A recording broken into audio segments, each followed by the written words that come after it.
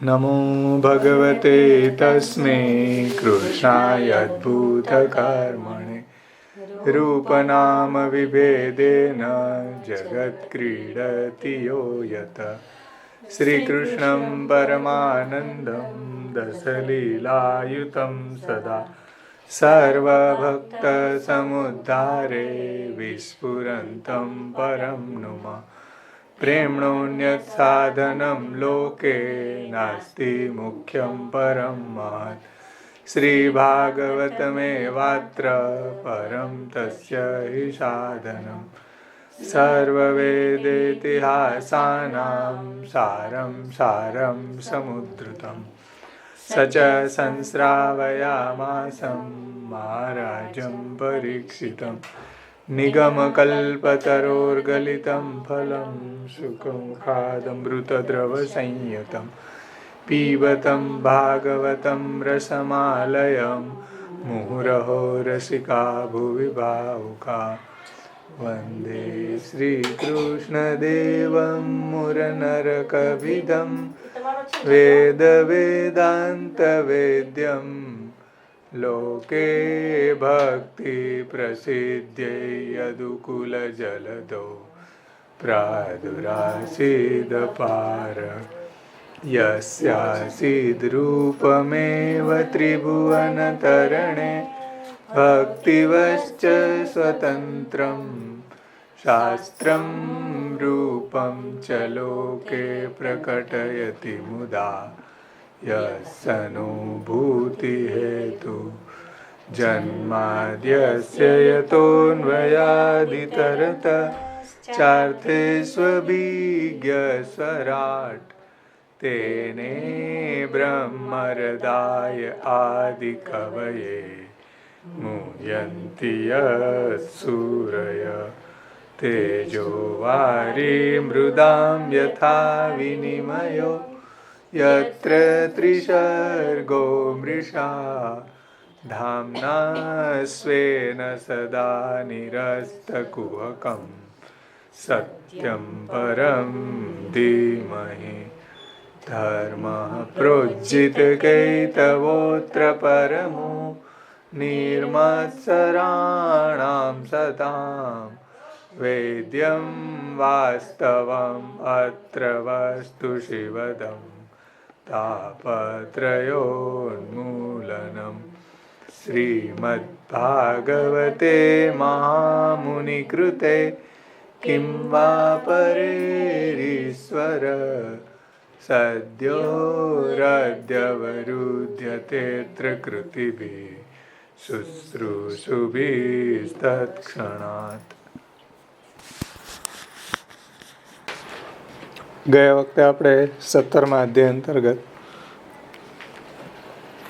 28 શ્લોક સુધી અવગાહન કર્યું.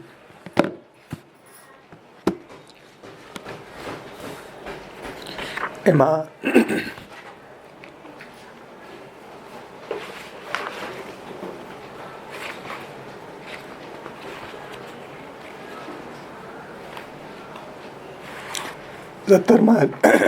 સત્તરમા અધ્યાયમાં દિતિના ગર્ભથી હિરણ્યાક્ષ અને હિરણ્યકશિપુના જન્મનું વર્ણન. એમાં સર્વપ્રથમ બધા ઉત્પાતોનું વર્ણન કર્યું.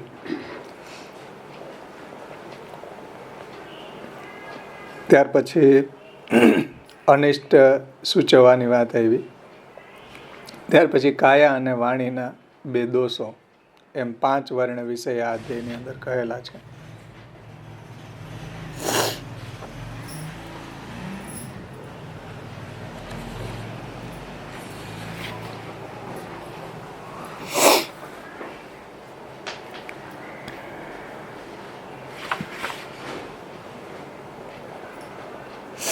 એમાં 14 શ્લોક સુધી બધા અપસુકોની વાત આવી. ત્યાર પછી એનું ફલ બતાવ્યું છે 15મા શ્લોકમાં, કે બીજા મોટા ઉત્પાતો જોઈને બ્રહ્માજીના પુત્રો સિવાયની, એટલે સનતકુમારો સિવાય તેમનું તત્વ ન જાણનારી પ્રજા ભય પામી અને જાણે કે વિશ્વનો નાશ થશે એવું એ માનવા લાગી. ત્યાર પછી હિરણ્યાક્ષ અને હિરણ્યકશિપુ બેયનું જન્મની વાત આવે છે. એનું વર્ણન કરે છે કે એકાએક જેમના દેહની અંદર પુરુષાતન પ્રગટ થયું હતું એવા એ બે આદિદૈત્યો પથ્થર જેવી દ્રઢકાયાથી મોટા બે પર્વતો હોય એવા વધવા લાગ્યા. પછી મેરુ પર્વત જેટલા એ વધી ગયા.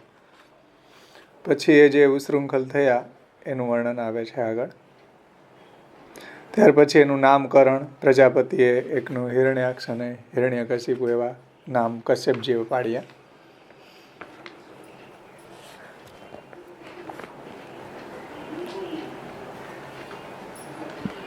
અને ત્યાર પછી દેવોને ભય ઉત્પન્ન થાય એટલા માટે દેવોએ જોયેલું એનું રૂપનું વર્ણન કરે છે કે સહન ન થઈ શકે એવા વેગવાળા, અવાજ કરતા, સુવર્ણના નુપુરોવાળા, વૈજયંતી માલા ધારણ કરેલા, ખભા ઉપર મોટી ગદા રાખેલી છે એવો આ જે હિરણ્યાક્ષ છે એનો ઉત્સાહ, વીર્ય અને મદને લીધે ઉશૃંખલ થયેલા, અંકુશ વિનાના, કોઈનો પણ ભય વિનાનાને એને જોઈ અને જેમ ગરુડથી ભય પામી અને સર્પો છે એ છુપાઈ જાય એમ એનાથી ભય પામેલા બધા દેવો છે એ છુપાઈ જાય છે. એ રીતે હિરણ્યાક્ષ જે છે સ્વર્ગની અંદર રોજ જતો, બધા દેવતાઓ છે એને બહુ ત્રાસ આપતો. ઇન્દ્ર સહિત દેવોને ખરેખર પોતાના તેજથી છુપાઈ ગયેલા જોઈ અને એ દૈત્ય છે એ બધાને નપુંસક માની અને મોટી ગર્જના કરતો સ્વર્ગમાં જઈને.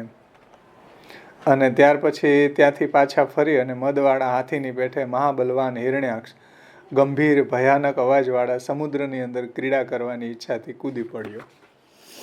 અને ત્યાં સમુદ્રમાં એણે પ્રવેશ કર્યો ત્યારે વરુણના સૈનિકો છે એ બધાએ છુપાઈ ગયા. એ જલચરોના સમૂહોના સ્થાનવાળા હોવા છતાં પણ ભય પામ્યા અને પ્રહાર કરાયેલા ન હોવા છતાં પણ એના તેજથી જ બલહીન બની અને દૂર ભાગી ગયા. ત્યાર પછી હિરણ્યાક્ષે ઘણા વર્ષો સુધી એ સમુદ્રની અંદર ફરતા પોતાના શ્વાસથી ઉત્પન્ન થયેલા મોટા મોજાઓને મૂરવા ઘાસથી બાંધેલી ગદાથી વારંવાર પ્રહાર કર્યા.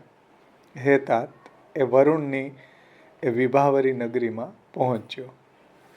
અને પછી વરુણની મસ્કરી કરી કે ત્યાં અસુરોના લોકોનું પાલન કરનાર જલચરોના સમૂહોના પતિ પ્રચેતસ પાસે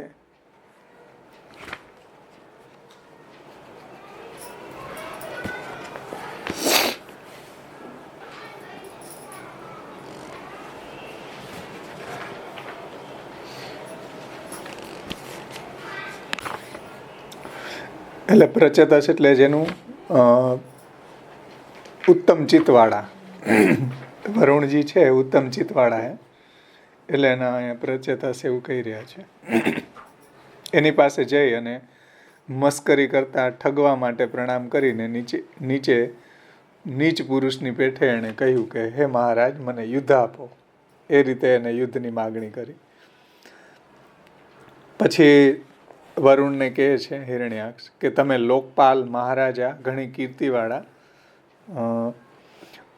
ઉન્મત્ત અને પોતાને વીર માનનાર પુરુષોના વીર્યનો નાશ કરનારા છો અને લોકમાં દૈત્યો તથા દાનવો ઉપર વિજય પ્રાપ્ત કરીને ખરેખર પહેલા રાજસુ યજ્ઞ કરનારા હોવાથી આપ પ્રભુ છો, સામર્થ્યવાળા છો. એ રીતે એની પ્રશંસા કરી. ત્યારે મૈત્રેયજી કીધું કે એ રીતે ઉભરાઈ જતા મદવાળા શત્રુથી ઘણો તિરસ્કાર કરાયેલા તે જલોના પતિ એટલે વરુણજી ભગવાને ઉત્પન્ન થયેલા, જલોના પતિ ભગવાને ઉત્પન્ન થયેલા એટલે કે વરુણે 29મું. હા, એ પ્રમાણે હિરણ્યાક્ષે વરુણની સ્તુતિ કરી ત્યારે તેણે જેની પ્રાર્થના કરેલ તે કહેવા લાગ્યા. તે કહેવા મુખ્ય 6 ગુણોના ઐશ્વર્યવાળા ભગવાનને જ દર્શાવવા. એટલે અહીંયા એણે વરુણના 6 ગુણો બતાવ્યા. આપણે જોયું ને આગળ, ઐશ્વર્ય, વીર્ય, યશ, શ્રી, જ્ઞાન અને વૈરાગ્ય. એમાં લોકપાલ શબ્દથી એનું ઐશ્વર્ય બતાવ્યું છે. પછી બધા પતિઓની ગણના કરતાં તમે મહારાજા છો એટલે ખરેખર તમે પતિ છો એ નિયમ પ્રમાણે વીર્યવાળા બતાવ્યું. એટલે જે બી અહીંયા 6 ગુણો એને વરુણના બતાવ્યા એટલે વરુણે પણ 6 ગુણવાળા ભગવાનને બતાવ્યા. એમ કે ભાઈ તારી સાથે સમોવડિયા છે યુદ્ધ કરવા માટે તો એ વિષ્ણુ જ છે, ભગવાન જ છે એમ. એટલે કહે છે કે એ પ્રમાણે હિરણ્યાક્ષે વરુણની સ્તુતિ કરી ત્યારે તેણે જેની પ્રાર્થના કરેલ, જેની એટલે 6 ગુણવાળા, તો જેની પ્રાર્થના કરેલ તે કહેવા મુખ્ય 6 ગુણોના ઐશ્વર્યવાળા ભગવાનને જ દર્શાવવા ઠગવાના વચનોથી ઉત્પન્ન થયેલા ક્રોધને પણ વરુણજીએ દૂર કરીને વરુણે તેવો ઉત્તર આપ્યો એમ નીચેના શ્લોકમાં આવે કહે છે કે ભાઈ આને ભગવાનની આયરે જ ભૂટાકો કરવો એમ વરુણજીએ વિચારી અને એને ક્રોધ તો આવ્યો જ્યારે એને આગળ જે બધા ઠગવાના વચનો કીધા. પણ વરુણ છે પ્રચેતસ છે એટલે ઉત્તમ ચિત્તવાળા છે અને ગર્વ વગેરે દોષ વિનાના છે. એટલે એને ક્રોધને ટેકલ કરીને આ રીતે કહેવા લાગ્યા. એ આગળ 29મા શ્લોકમાં કહે છે.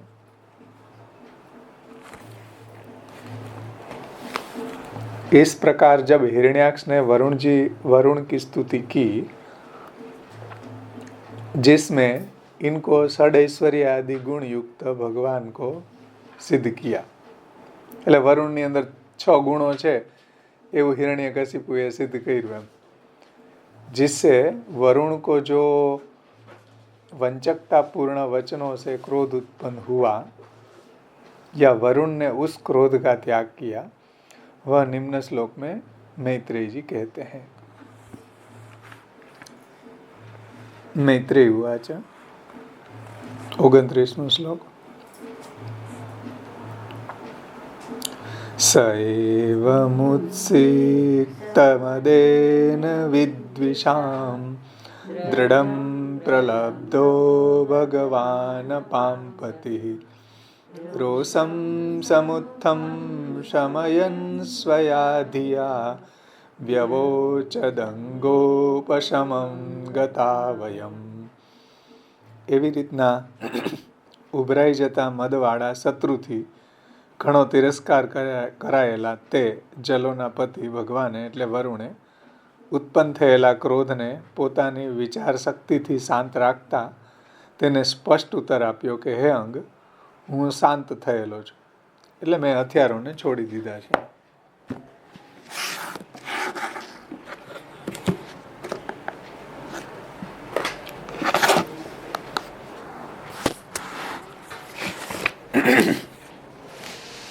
हिंदी में मैत्री जी ने कहा कि अपने मदोन्मत्त उस शत्रु के मद से कहे हुए बहुत उपहास के वचन सुनकर वरुण को क्रोध तो बहुत आया, किंतु अपनी धैर्यमयी बुद्धि से उसको दूर कर दिया. फिर कहने लगे कि हे अंग, अब हमने लड़ना छोड़ शांति धारण की है. लड़ाई बड़ाई હવે બંધ કરી દીધી છે. એના સુબોધનીજીમાં શ્રી આચાર્યજી મહાપ્રભુ સમજાવે છે, વરુણ પોતે દૈત્યનો પતિ હોઈને દૈત્યોનું અહિત કરનારું વચન કેમ બોલ્યો? વરુણ પોતે દૈત્યોનો પતિ હોઈને, દૈત્યોનું એટલે આ હિરણ્યાક્ષનું,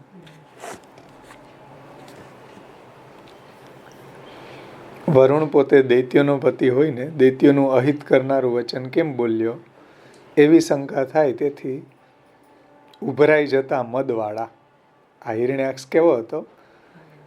ઉભરાઈ જતા મદવાળો એમ કહેલું છે. અને દૈત્યોને મદ હોવા છતાંય સર્વને ડૂબાડી દેવા તે ઉભરાતો નથી. આનો મદ તો ઉભરાઈ જતો હોવાથી સર્વનો નાશ કરે છે. એટલે દૈત્યો આમ તો મદવાળા જ છે, પણ એનો મદ ઉભરાતો નથી. એમ દૈત્યોને મદ હોવા છતાં સર્વને ડૂબાડી દેવા તે ઉભરાતો નથી. આનો એટલે હિરણ્યાક્ષનો મદ તો ઉભરાઈ જતો હોવાથી સર્વનો નાશ કરે છે. તેથી તેનો નાશ કરવો જોઈએ. એટલે આ હિરણ્યાક્ષનો નાશ કરવો જોઈએ એટલે એને ભગવાનની સાથે ભીડાવ્યો એવો અર્થ છે.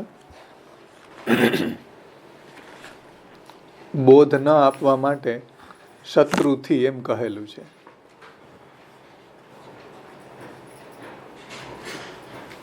એટલે એને સમજાવવા યોગ્ય નથી આ એમ, નહીતર તો એને સમજાવે ને, પણ એને સમજાવવા યોગ્ય નથી એટલા માટે અહીંયા શા માટે તો કે શત્રુથી એમ કહેલું છે શ્લોકમાં. જો કે એવી રીતના ઉભરાઈ જતા મદવાળા શત્રુથી ઘણો તિરસ્કાર કરાયેલા. એટલે હિરણ્યાક્ષ જે છે એ આનો શત્રુ છે વરુણનો, નહીતર તો એને સમજાવે ને વ્યવસ્થિત. પણ અહીંયા કારણ કે વરુણ એ જ્ઞાની હતા, બધું જાણતા હતા એમ, પણ એને સમજાયું નહીં કારણ કે ઓલો શત્રુ હતો. એટલે અહીં કીધું ઉભરાઈ જતા મદવાળા શત્રુથી ઘણો તિરસ્કાર કરાયેલા. કોણ? વરુણ. અને આને અહીં શત્રુ કીધો છે હિરણ્યાક્ષને, એટલે એને બોધ ન કર્યો એવું શ્રી મહાપ્રભુજી સમજાવે છે. જો બોધ ન આપવા માટે શત્રુથી એમ કહેલું છે, એનો મતલબ વરુણજી એને સમજાવવાનો પ્રયાસ ન કર્યો. ઘણો દ્વેષ રાખતો હતો, તેથી તેઓ શત્રુ હતો. અને આ હિરણ્યાક્ષ છે એ ઘણો દ્વેષ રાખતો હોવાથી શત્રુ હતો. ઘણો તિરસ્કાર એટલે કે છુપો અર્થ સ્પષ્ટ કરે એવો. એટલે એને ઘણો તિરસ્કાર કર્યો ને. શ્લોકમાં એમ કીધું કે તિરસ્કાર કરાયેલા તે જલોના પતિ એટલે વરુણ એમ. તો એ અહીંયા એના મર્મસ્થાનો ઉપર એને પીડા કરનાર એમ. છુપો અર્થ સ્પષ્ટ કરે એવો. છુપો અર્થ સ્પષ્ટ કરે એનો મતલબ કે ઘણો તિરસ્કાર એટલે છુપો અર્થ સ્પષ્ટ કરે તેવો. મતલબ કે એના મર્મસ્થાનો ઉપર પીડા કરે એવો એમ. એવો એને તિરસ્કાર કર્યો ને. આગળ આપણે જોયું ને એની ઠેકડી ઓલી કરી, મજાક કરી અને ઠગવા માટે એવા વચન કીધા જે આગળ કીધા ને. તો વરુણ યુદ્ધ કરવાની શક્તિ વિનાનો હોવાથી તેમ કહેતો હશે એવી શંકા દૂર થાય એટલા માટે ભગવાન શબ્દ યોજેલો છે. એટલે વરુણ છે એ શક્તિ યુદ્ધ કરવાની શક્તિ વિનાના નથી, પણ સામર્થ્યવાળા જ છે. એટલા માટે એને અહીંયા ભગવાન શબ્દ યોજેલો છે શ્લોકમાં કે જલોના પતિ ભગવાને. ભગવાને એટલે ઐશ્વર્યાદિ ગુણો સંપન્ના વરુણ એમ. વરુણ માટે ભગવાન શબ્દ યોજેલો છે. શા માટે? કારણ કે યુદ્ધ કરવા એ શક્તિમાન છે. તો વરુણ યુદ્ધ કરવાની શક્તિ વિનાનો હોવાથી એમ તેમ કહેતો હશે. ઉપર જે કીધું ને કે ભાઈ અમે આ બધા હથિયાર મૂકી દીધા છે,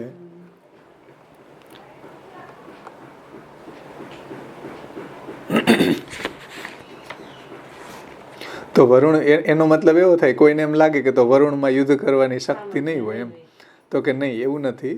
વરુણમાં સામર્થ્ય છે, એટલા માટે તેને ભગવાન શબ્દ અહીંયા યોજેલો છે વરુણ માટે. એ શંકા દૂર થાય તે માટે કહે છે કે ભગવાન એમ કહેલું છે. ત્યારે તેણે હિરણ્યાક્ષને કેમ ન હણ્યો? તો આવો એનામાં સામર્થ્ય છે વરુણમાં, તો પછી એને હિરણ્યાક્ષને હણ્યો કેમ નહીં એવો પ્રશ્ન થાય. તેથી કહે છે કે જલોના પતિ એમ કહેલું છે. કારણ કે જલમાં રહેલો અગ્નિ બાળતો નથી, તેથી જ એણે ઉત્પન્ન થયેલા ક્રોધને પણ આત્માના જ્ઞાનથી શાંત કર્યો. એ અર્થ પોતાની વિચાર શક્તિથી એ શબ્દોથી કહેલો છે. એટલે અહીંયા જલોના પતિ એવું જે સંબોધન આપ્યું છે વરુણજી માટે, એનું તાત્પર્ય એ છે કે જલમાં રહેલો અગ્નિ છે એ બાળતો નથી. એટલે જલની અંદર અગ્નિ રહેલો હોય પણ એ બાળી ન શકે. એ રીતે અહીંયા વરુણે એની સાથે યુદ્ધ ન કર્યું એમ. જલમાં રહેલો અગ્નિ બાળતો નથી, એવી જ રીતે એણે ઉત્પન્ન થયેલા ક્રોધને પણ આત્માના જ્ઞાનથી શાંત કર્યો. એટલે વરુણજી છે એને આમ જ્ઞાની છે, અને આને જ્યારે તિરસ્કાર કર્યો હિરણ્યાક્ષે ત્યારે એને ક્રોધે ઉત્પન્ન થયો, પણ એને જ્ઞાની હોવાને કારણે એને ટેકલ કરી લીધો. ક્રોધને આત્માના જ્ઞાનથી શાંત કર્યો. તે અર્થ પોતાની વિચાર શક્તિથી એ શબ્દોથી કહે છે. શ્લોકની અંદર કીધું ને કે ભગવાને ઉત્પન્ન થયેલા ક્રોધને પોતાની વિચાર શક્તિથી શાંત રાખતા એમ કહ્યું છે.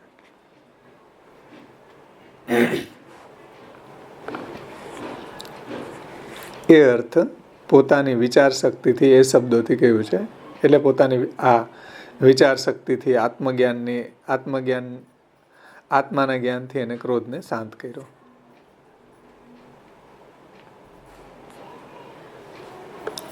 અને યાને કે સારી રીતે સ્પષ્ટતાથી તેને ઉત્તર આપ્યો, વિશેષ રીતે. એમ કીધું ને,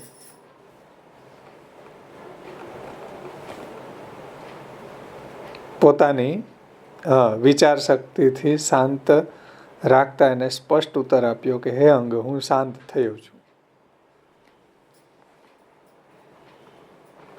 વી છે ને, એટલે સારી રીતે સ્પષ્ટતાથી એને ઉત્તર આપ્યો કે શું તું યુદ્ધ જ માગે છે કે મારી સાથે યુદ્ધ માગે છે? એટલે તારે યુદ્ધ જ કરવું છે કે મારી સાથે યુદ્ધ કરવું? બે પ્રશ્નો થાય ને. યુદ્ધ માગતો હોય તો કોઈની હારે યુદ્ધ હારે કરી શકાય એમ. અને વરુણજી એમ કે છે કે ભાઈ મારી સાથે યુદ્ધ માગે છે કે કોઈની સાથે તારે યુદ્ધ જ જોઈએ છે એમ. તો શું તું યુદ્ધ જ માગે છે કે મારી સાથે યુદ્ધ માગે છે? તે પૈકી બીજા પક્ષનો ઉત્તર કહે છે. એટલે જો મારી સાથે યુદ્ધ માગતો હોય તો મેં તો હથિયાર છોડી દીધા છે એમ. અને તારે જો યુદ્ધ જ જોતું હોય તો ભગવાન છે વિષ્ણુ હારે, એ તારા સમોવડિયા છે, બળવાન છે, અને એની હારે જ તને યુદ્ધ કરવાની મજા આવશે. એટલે બીજો પક્ષ છે કે મારી સાથે યુદ્ધ માગે છે એવું હોય તો એ સંદર્ભમાં વરુણજી કહે છે કે હે અંગ, એ સંબોધન વરુણ પોતે જ્ઞાનથી ભરપૂર હોવાનું જણાવેલું છે, કારણ કે કોઈ પણ પોતાના અંગનો નાશ કરતું નથી.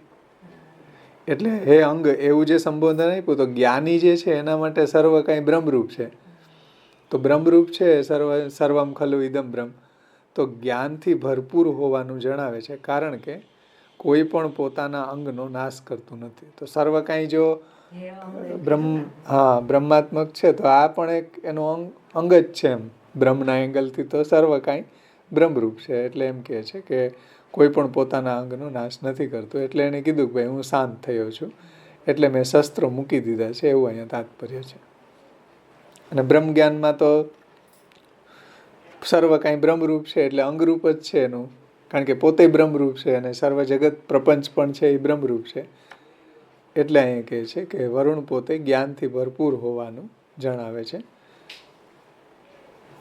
અને પહેલો જે પક્ષ હતો કે ભાઈ મારી સાથે યુદ્ધ માંગતો હોય તો મેં તો શસ્ત્રો મૂકી દીધા છે, વિરામ પામ્યા છે એમ, એવું તાત્પર્ય છે. એ હવે નીચે સમજાય. અને જો તું માત્ર યુદ્ધ માંગતો હોય, એ પહેલો પક્ષ, જો તું માત્ર યુદ્ધ માંગતો હોય તો પણ તારી સર્વ ઈચ્છાઓ પૂર્ણ કરે એવા એક જ છે, બીજો કોઈ નથી એમ. એ ભગવાન વિષ્ણુ એમ નીચેના શ્લોકથી વરુણજી કહે છે કે જો માત્ર યુદ્ધ માંગતો હોય તો તને યુદ્ધની અંદર સંતોષ પામે એવા એક જ છે. કોણ છે એ આગળ 30મા શ્લોકમાં કહે છે.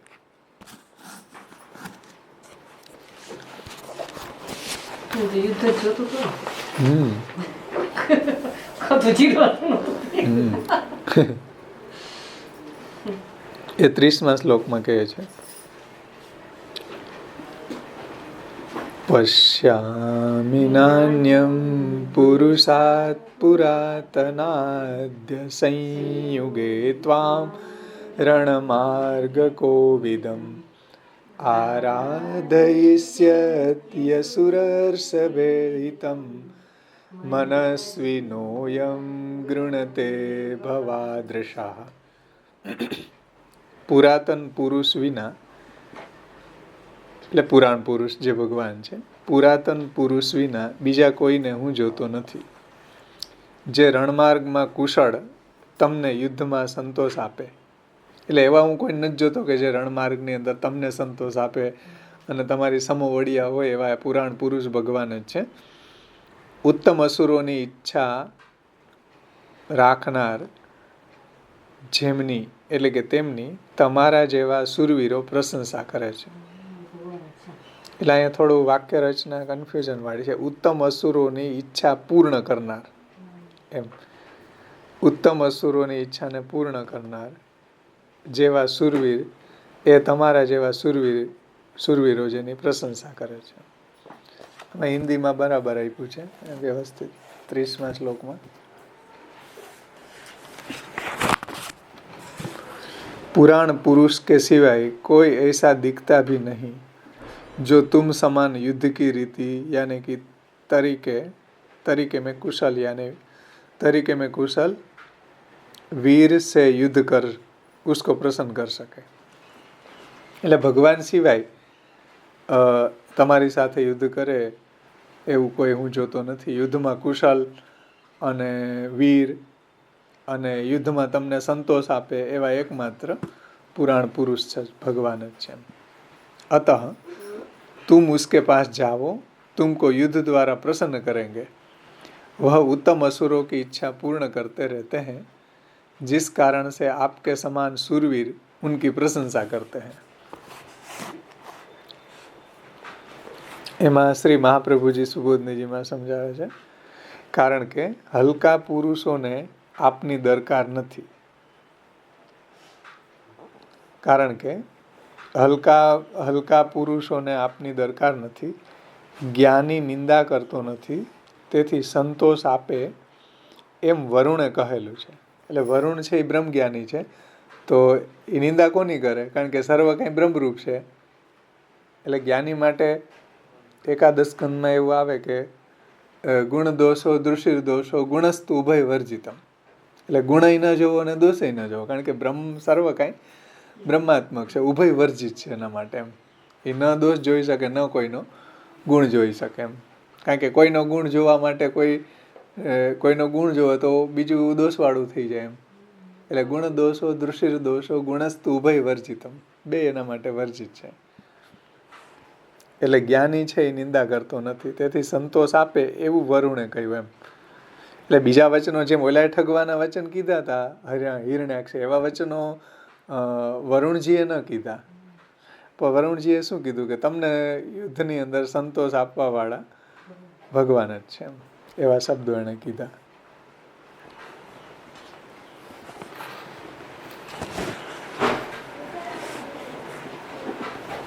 અહીંયા એમ કીધું ને, તુચ્છ પુરુષ તુમ્હારા આદર નહીં કરતા હૈ.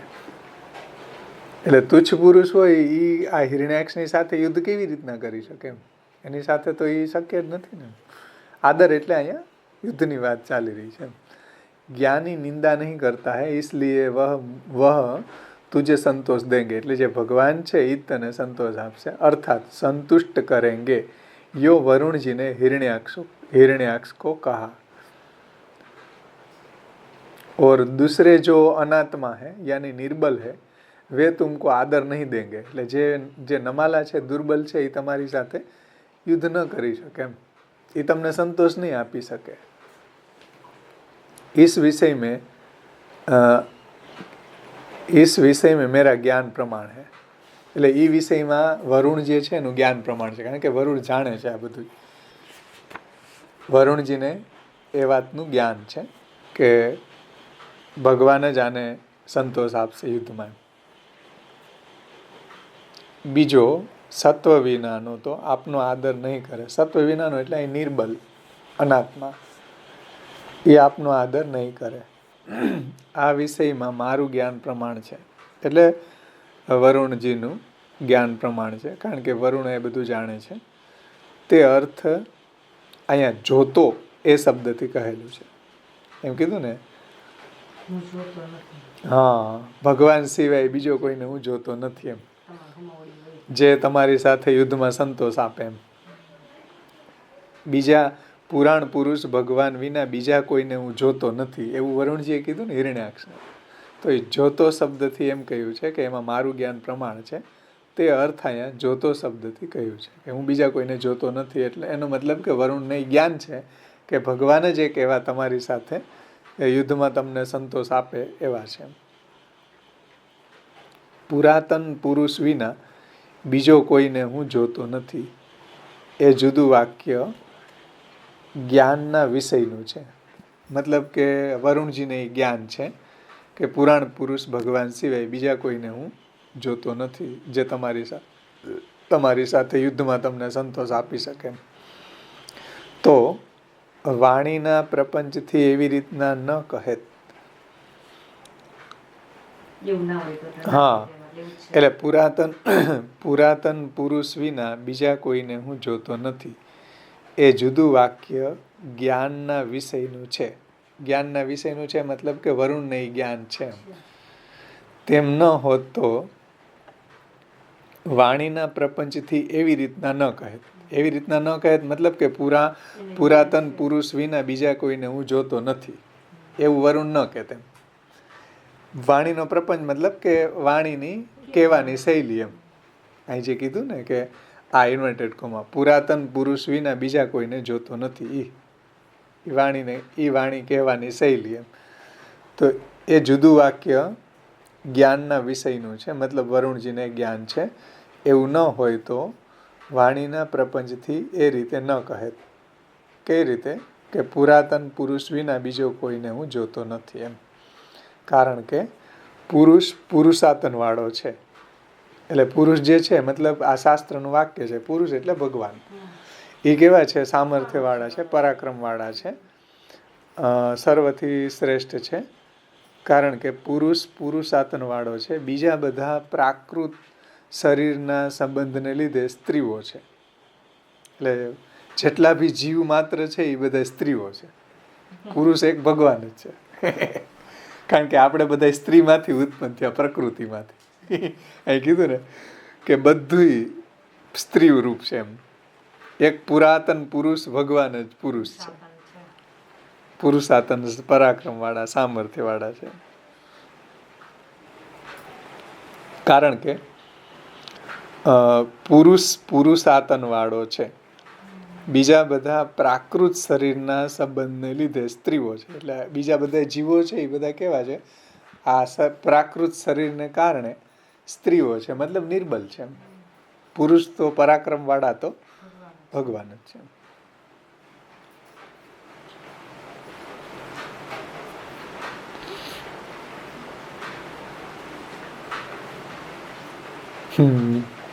મીરાબાઈ વૃંદાવનમાં ગયા તો બધા મહંતો જે મોટા મોટા ભક્તો હતા એને મળવા માટે ગયા. એમાં ચૈતન્ય સંપ્રદાયના ઓલા જીવ ગોસ્વામી હતા. એને મળવા ગયા તો એ લોકો તો સંન્યાસી કહેવાય. એણે શું કીધું કે અમે સ્ત્રીઓનું મોઢું નથી જોતા. એમ એટલે મીરાબાઈએ જવાબ આપ્યો કે મને તો એમ કે વૃંદાવનમાં બધી ભગવાન જ એક પુરુષ છે ને બીજે બધી સ્ત્રીઓ છે, પણ આ જીવ બીજો પુરુષ ક્યાંથી આવી ગયો અહીંયા? જીવ ગોસ્વામી બીજો પુરુષ ક્યાંથી અહીંયા આવી ગયો? પછી તો મીરાબાઈ ચાલ્યા ગયા. પછી જીવ ગોસ્વામીને અકલ આવી કે સાચી વાત છે કે એ બધા સ્ત્રીઓ જ છે, એટલે ભગવાનના ભક્તો જ છે. એટલે પછી મળવા ગયા સામેથી જીવ પુરુષ. બહુ સારો જવાબ આપ્યો એને કે મેં તો એવું જાણ્યું કે વૃંદાવનમાં બધા ભક્તો છે, પુરુષ તો એકમાત્ર ભગવાન કૃષ્ણ જ છે. આ જીવ બીજો પુરુષ ક્યાંથી આવી ગયો? એટલે અહીંયા શાસ્ત્રનું વાક્ય છે કે પુરુષ પુરુષાતન વાળો છે, એટલે સામર્થ્ય વાળો, સર્વશ્રેષ્ઠ છે, અને બીજા બધા પ્રાકૃત શરીરના સંબંધને લીધે સ્ત્રીઓ છે, અને તેઓ જ સર્વ તરફ જોવામાં આવે છે એવો અર્થ છે. તેઓ સર્વ તરફ જોવામાં આવે છે મતલબ કે બધી જગ્યાએ એ પ્રાકૃત શરીરવાળા આ સ્ત્રીઓ જ એવા જ છે ને, બધાય નિર્બલ. એમ અને તેઓ જ એટલે આ કીધા પ્રાકૃત શરીરના સંબંધને લીધે સ્ત્રીઓ છે, અને તેઓ જ સર્વ તરફ જોવામાં આવે છે એવો અર્થ છે. મતલબ બધા નમાલા છે, એમ બધા દુર્બલ નિર્બલ છે. એમ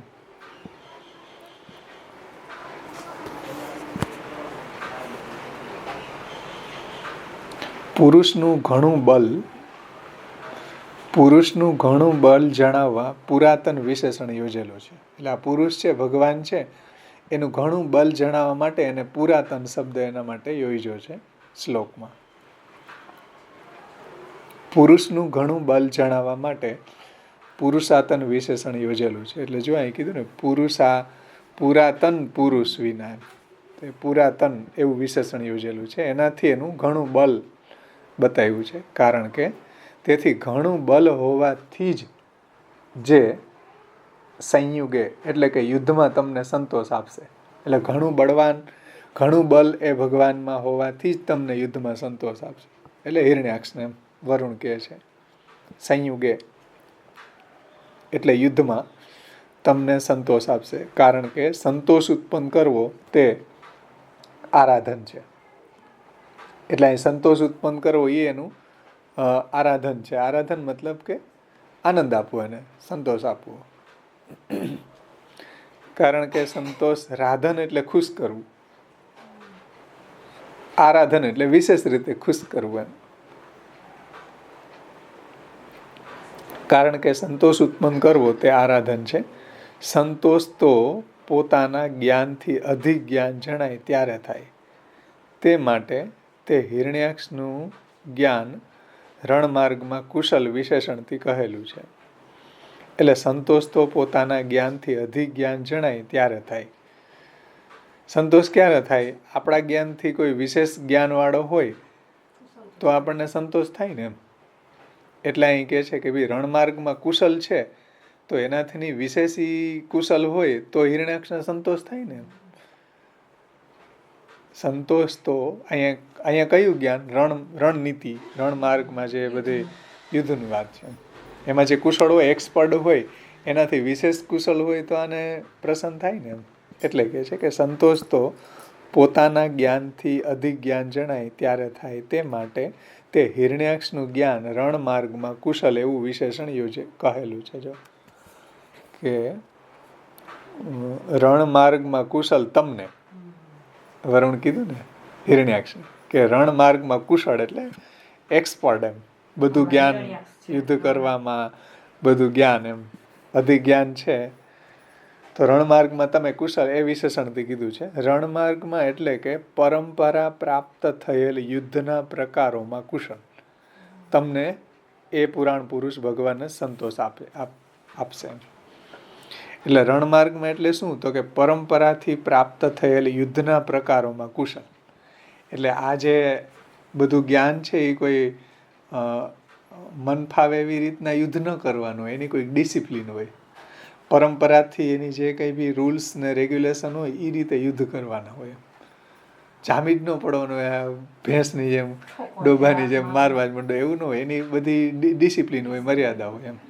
જેમ યુદ્ધ મેદાનની અંદર આ કુરુક્ષેત્રના તમે વાંચો તો જે નિહત હોય એની ઉપર વાર ન થઈ શકે, જે હથિયાર છોડી દે એની ઉપર વાર ન થઈ શકે, રથ વિનાનો હોય તો એની ઉપર વાર ન થઈ શકે, પાગલ હોય કે બેભાન થઈ ગયો હોય તો એની ઉપર વાર ન થઈ શકે. ઘણા બધા એના રૂલ્સ હોય છે. એ રૂલ્સમાં રહીને યુદ્ધ કરવાનું હોય. એટલે અહીં કીધું કે પરંપરા, એની એક પરંપરાથી આ તમે જે યુદ્ધ લડવાનું જે જ્ઞાન છે એ તમે પ્રાપ્ત કર્યું છે તો પરંપરા પ્રાપ્ત થયેલી યુદ્ધના પ્રકારોમાં કુશળ તમને.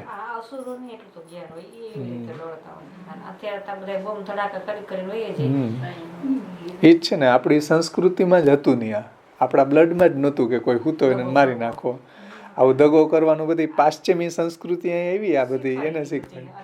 અંગ્રેજો આવ્યા, આ બધાએ શીખ્યું. મોમેડિયન જેટલા બી આ શાસક આવ્યા, દુષ્ટ રાજાઓ આવ્યા, બધા એણે બધું આ શીખવાડ્યું. આપણી હિન્દુની કોઈ દી એ એના બ્લડમાં જ હતું નહીં. અહીંયા યુદ્ધ કરતા હોય ક્ષત્રિયો અને અહીંયા ખેડૂત ખેતી ખેડતો હોય. એને બીક નહોતી, કારણ કે ભાઈ અમારો ધર્મ છે જ નહીં યુદ્ધ કરવું, એ ક્ષત્રિયોનો છે. અહીંયા ક્ષત્રિય યુદ્ધ કરતો હોય, અહીંયા ખેડૂત ખેતી કરતો હોય, કોઈ પ્રોબ્લેમ નહોતી. શા માટે? ધર્મ હતો, ધર્મથી યુદ્ધ કરતા હતા. ઓની યુદ્ધ થાય જ ને, કારણ કે ક્ષત્રિય જ નથી, એ તો વૈશ્ય છે, વેપાર વાણિજ્ય ગૌ રક્ષાનો બિઝનેસ છે.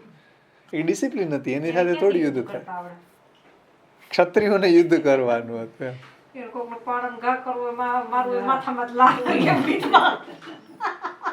એટલે આપણી સંસ્કૃતિ હતી કે ભાઈ કોઈની દગાથી મારી નાખો એ આપણા બ્લડમાં જ હતું નહીં. આ બધા મોમેડિયન બધું સામ્રાજ્ય આવ્યું, અંગ્રેજો આવ્યા, એને બધા શીખવાડી દીધું. બાકી આપણા બ્લડમાં હતું જ નહીં. આપણા બ્લડમાં હતું ધર્મયુદ્ધ. ધર્મથી યુદ્ધ થતું. ધર્મ એટલે કે આ કુરુક્ષેત્રનું ધર્મ યુદ્ધ કહેવાય. એ લડતા લડતા એને શહીદ થઈ જાય તો એને મુક્તિ થતી એમ. આપણું શાસ્ત્રની એક ડિસિપ્લિન બતાવે છે, ધર્મયુદ્ધ છે. પણ આજની જેવી રીતના ખતમ કરી દેવા, દગો કરી દેવો, મારી નાખવું, એનાથી ફાયદો હું? જે સામે લડવા આવે ને એને યુદ્ધ કરતા કરતા મરે તો બરાબર એમ. આ તો મારીને બિચારા ઓલાને મરી જવું કારણ વગર.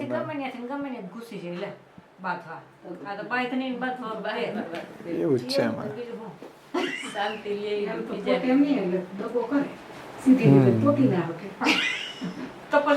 એટલે એ રાક્ષસી વૃત્તિ કહેવાય, એનું નામ જ અસુર કહેવાય.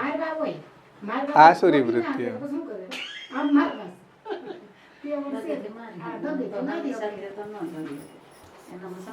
એટલે ઈ ધર્મ નથી એમ. આપણું શાસ્ત્ર એવું ક્યાંય યુદ્ધ નથી બતાવતું જે અત્યારે થઈ રહ્યા છે. એ રણનીતિ નથી, અત્યારે તો બધી દુષ્ટ નીતિ છે. આગળ કહે છે કે રણમાર્ગમાં એટલે કે જો આમાં કેટલું પરંપરા પ્રાપ્ત થયેલા યુદ્ધના પ્રકારોમાં, એ પાછી એની પરંપરાથી જે ચાલ્યું આવતું હોય આખું એની યુદ્ધ લડવાની જે ડિસિપ્લિન, એ રીતે પ્રકારોમાં કુશલ તમને સંતોષ એકમાત્ર ભગવાન જ આપશે. એમાં પહેલું, ભગવાન આત્મા હોવા છતાં પણ હણશે એમ જણાવવા માટે હે ઉત્તમ અસુર એવું સંબોધન કરેલું છે. એટલે ભગવાન આમ તો બધાના આત્મા છે, હિરણ્યાક્ષના આત્મા એ ભગવાન જ છે, પણ આત્મા હોવા છતાં પણ હણશે. આત્મા હોવા છતાંય હણશે એમ. એટલા માટે હે ઉત્તમ અસુર, કારણ કે આ અસુર છે એટલા માટે એવું સંબોધન કરેલું છે. અને આ એટલે સર્વ તરફ છે ઈહિતમ ક્રિયા જેની તેવો, એટલે સર્વ પ્રકારથી યુદ્ધ જાણનાર. આ ઈહિતમ એમ જે કીધું ને શ્લોકમાં.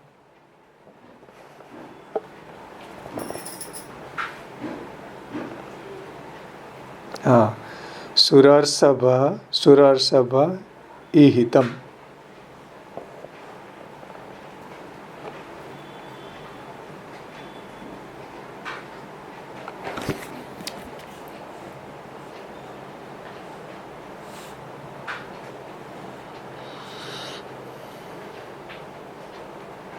અને અહીંયા જે સંબોધન આપ્યું असुरर्षभम, ये पद में संबोधन से यह सूचित किया गया है कि तुम असुरों में श्रेष्ठ हो, इस कारण से भगवान आत्मा होते हुए भी तुमको मारेंगे, क्योंकि आ ई हितम इन चारों तरफ की जिनमें पूर्ण ज्ञान क्रिया है. आ એટલે ચારો તરફથી, વિશેષ રીતે ઈહિતમ इन चारों तरफ की जिनमें पूर्ण ज्ञान क्रिया है वे भी सर्व प्रकार की युद्ध कला में कुशल है. એટલે જેમ તમે પરંપરા પ્રાપ્ત જ્ઞાન છો એ તમને કુશલ છો, એમ ઈ પણ એવા જ કુશલ છે એમ ભગવાન. એમ એટલે આ પહેલું છે ને, ભગવાન કેવા છે એના બધા વિશેષણ આપ્યા. ભગવાન કેવા છે તો કે આત્મા હોવા છતાંય તમને હણશે એમ. અને ઈ હિતમ એનો અર્થ અહીંયા એ રીતે સમજાયો છે કે चारों तरफ की जिनमें पूर्ण ज्ञान क्रिया है, पूर्ण ज्ञान भी है और पूर्ण ज्ञान शक्ति न पूर्ण क्रिया शक्ति, वे भी सर्व प्रकार की युद्ध कला में कुशल है. वे भी यानी भगवान. એ પણ એવા જ તમારા જેવા, તો જ એને તમને સંતોષ થાય ને યુદ્ધ કરવાનો એમ. એ પણ એ રીતે યુદ્ધમાં કુશલ છે. પછી બીજું, અથવા તો ઉત્તમ અસુરોમાં છે ઈચ્છા જેની તેવો તું છે. જેવા મોટા અસુરો છે તેવો તું છે, એવો અર્થ છે. એમાં 1 નંબરની ફૂટનોટ છે. આ અર્થ પ્રમાણે પણ હિરણ્યાક્ષ માટે યોજેલ ત્વામ એટલે કે તમને એ શબ્દનું આ વિશેષણ છે. એ બીજું, उत्तम असुरों के वध में जिनकी इच्छा है वैसा तू है.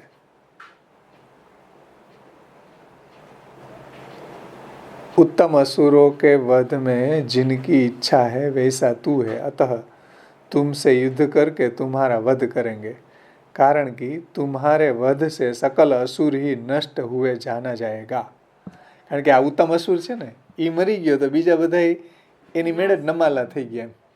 उत्तम असुर અહીં એટલે કીધું, જો उत्तम असुरों के वध में जिनमें पूर्ण ज्ञान क्रिया है वे भी सर्व उत्तम असुरों के वध में जिसकी इच्छा है वैसा तू है, अतः तुमसे युद्ध करके तुम्हारा वध करेंगे, कारण कि तुम्हारे वध से सकल असुर ही नष्ट हुए जाना जाएगा.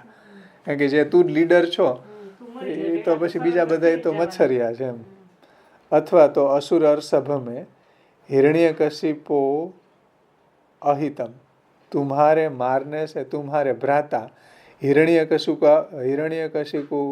हिरण्यकशिपु का भी अहित होगा.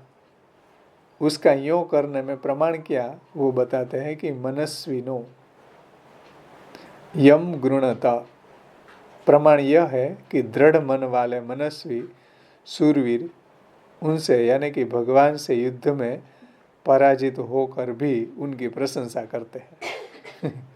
એટલે સુરવીર લોકો છે એ ભગવાનની સામે યુદ્ધ કરે, ભલે પરાજય થઈ જાય પણ એ યુદ્ધમાં એને મજા આવે તો એ ભગવાનની પ્રશંસા કરે. यह वचन પ્રોત્સાહન દેને કે લીએ કહા ગયા હૈ. એટલે આ વચન છે એ વરુણજીએ આને હિરણ્યાક્ષને પ્રોત્સાહન આપવા માટે કીધું કે ભાઈ યુદ્ધમાં ભગવાન હારે લડતા લડતા એ લોકો હારી જાય છતાં એ ભગવાનની प्रशंसा करे. यह वचन प्रोत्साहन देने के लिए कहा गया है. बड़े से ही युद्ध करना चाहिए. भवादृशा ए विशेषण से यह सूचित किया गया है कि तुम सरीखे ही बड़े से युद्ध करना चाहते हैं. इन कथन से उनकी स्तुति भी की है. એટલે વરુણજી આને કહે છે કે ભાઈ મોટાઓ સાથે જ યુદ્ધ કરવું જોઈએ એમ. અમે તો બધું હથિયાર બથિયાર છોડી દીધા છે, અમારી એ યુદ્ધ કરીને શું ફાયદો એમ. એટલે ભગવાન એ યુદ્ધ કરવું છે એને એની સાથે એને ભીડાવવો છે.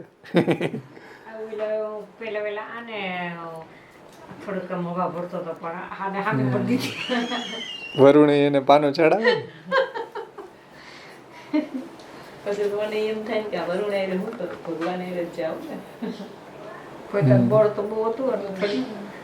એટલે ઉત્તમ અસુરો છે ઈચ્છેલા જેમના એમ હિરણ્યાક્ષનો વધ કરવાનું કારણ જણાવેલું છે. એમાં 2 નંબરની ફૂટનોટ છે. ભગવાન માટે યોજેલા યમ યાને કે જેમની શબ્દનું આ અર્થ પ્રમાણે વિશેષણ છે. ઉત્તમ અસુરો છે ઈચ્છેલા જેમના એવા ભગવાન છે. અને એમ હિરણ્યાક્ષનો વધ કરવાનું કારણ જણાવેલું છે. કારણ કે આનો વધ થતા બધાએ અસુરોનો વધ થશે. જે અહીંયા આપણે જોયું ને કે બધા નમાલા થઈ જશે, કારણ કે આ ઉત્તમ અસુર છે. અને ચોથું છે ઉત્તમ અસુરી હિરણ્યકશિપુ પ્રતિ અહિત થાય તેમ એવું આ ક્રિયા વિશેષણ છે. એમાં 3 નંબરની ફૂટનોટ છે. હિરણ્યકશિપુનું જેમ અહિત થાય તેમ તમને સંતોષ આપશે એવો અર્થ છે. મતલબ આને હણશે, હિરણ્યાક્ષને હણશે તો હિરણ્યકશિપુનું અહિત થયું ને, જે અહીંયા કીધું.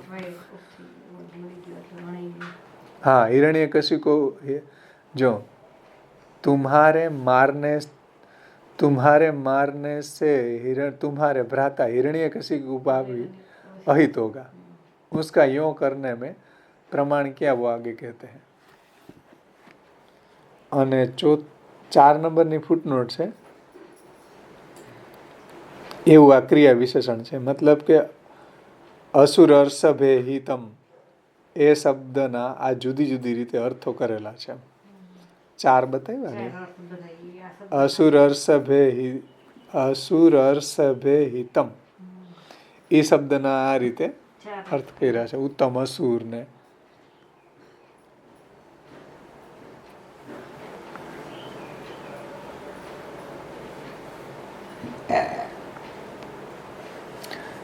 તેમનું એમ કરવાનું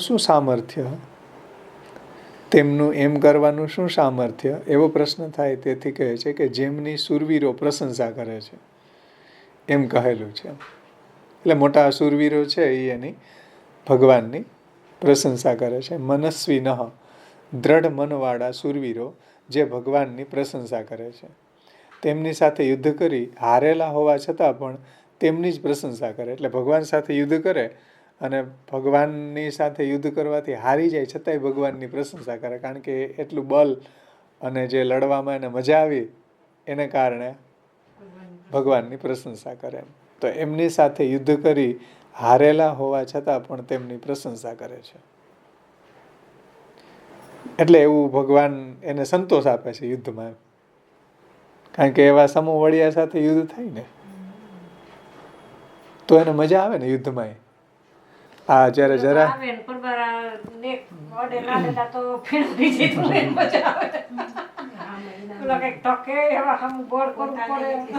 ને કે આપડે જરાસંધ સાથે યુદ્ધ કરવા ગયા, જરાસંધની ત્યાં ગયા ભગવાન, અર્જુનજી, ભગવાન અને ભીમ ત્રણેય ગયા હતા વેશ પલટો કરી, બ્રાહ્મણનું રૂપ ધારણ કરી.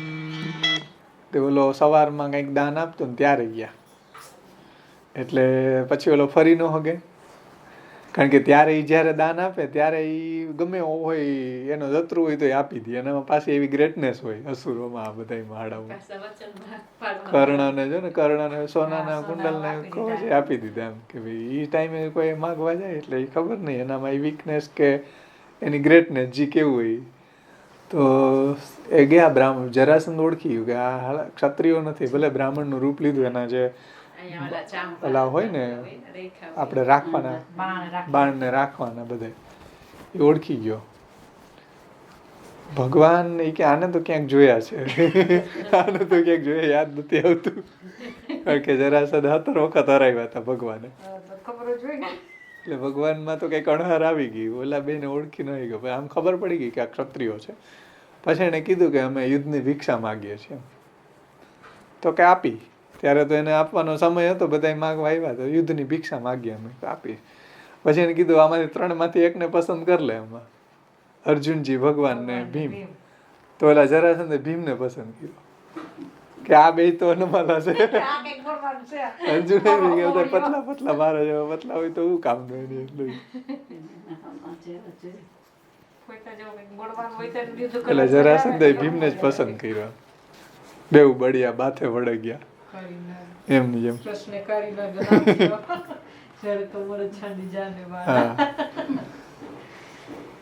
એટલે તો જ એને એની સાથે યુદ્ધનો આનંદ આવે એમ. એટલે યુદ્ધ એક એને માટે એક ઉત્સાહ હતો, એક લીલા હતી, આજની જેવું નહોતું. યુદ્ધ કરવું એના માટે એક શૌર્ય હતો, વીર રસ પ્રગટ થતો, એમ ધર્મ હતો એના માટે, ક્ષત્રિયો માટે. એવું કઈક યુદ્ધ થતું હોય તો આમ કઈક માણસ ગમે, આનંદ આવે એવું કહેવાય. આ તો બધું ઠીક વાત, ખાવા દાવા જ કરવા બધા. અત્યારે તો દગાબાજી છે, એનો હું મીનિંગ. ગામને બચાવવા, દીકરી ગાયને બચાવવા નતા બધા. ધર્મ હતો એનો, ધર્મનું આચરણ કરતા હતા. યુદ્ધ કરવું એક મારો ધર્મ. ભગવાને અર્જુનજીને એ જ સમજાવ્યું કે આ તારો ધર્મ છે. અહંકાર રાખ્યા વગર, એમાં મમતા રાખ્યા વગર આ મારો ધર્મ છે એમ માનીને, મારી આજ્ઞા માનીને કર. એવા અસુરોની તરલે હતા, આસુરીઓની મજીમાં, છતાંય એને ડિસિપ્લિન હતી એમ, વિરુદ્ધ જતા જ નહીં એમ, દગો ના કરતા ગમે વાત આપે. જો આસુરોમાં એ ગ્રેટનેસ હતી કે એને એ પરંપરા, અહીં કીધું ને, પરંપરાથી પ્રાપ્ત થયેલા યુદ્ધના પ્રકારોનું જ્ઞાન, કુશળ. એ પ્રમાણે યુદ્ધ માટે સામા લડવૈયા તરીકે ભગવાનને જ જણાવીને નીચેના શ્લોકથી તેમને પ્રાપ્ત કરવાનું કહે છે. એટલે વરુણજીએ ભગવાન હારે એને ભીડાવી દીધો. એટલે યુદ્ધ માટે સામા લડવૈયા, તારા જેવા સામર્થ્યવાળા તો એકમાત્ર પુરાણ પુરુષ ભગવાન જ છે. એ રીતે ભગવાનને જણાવી અને નીચેના શ્લોકથી તેમને પ્રાપ્ત કરવાનું કહે છે. એટલે તું હવે પ્રભુ પાસે જા અને એની સાથે યુદ્ધ કર. 31મા શ્લોકમાં કહે છે, युद्ध के लिए इस तरह आपके योग्य प्रतिद्वंद्वी भगवान ही है, यो निरूपण करके उसकी प्राप्ति का प्रकार यानी कि तरीका इस श्लोक में कहते हैं. 31वां श्लोक.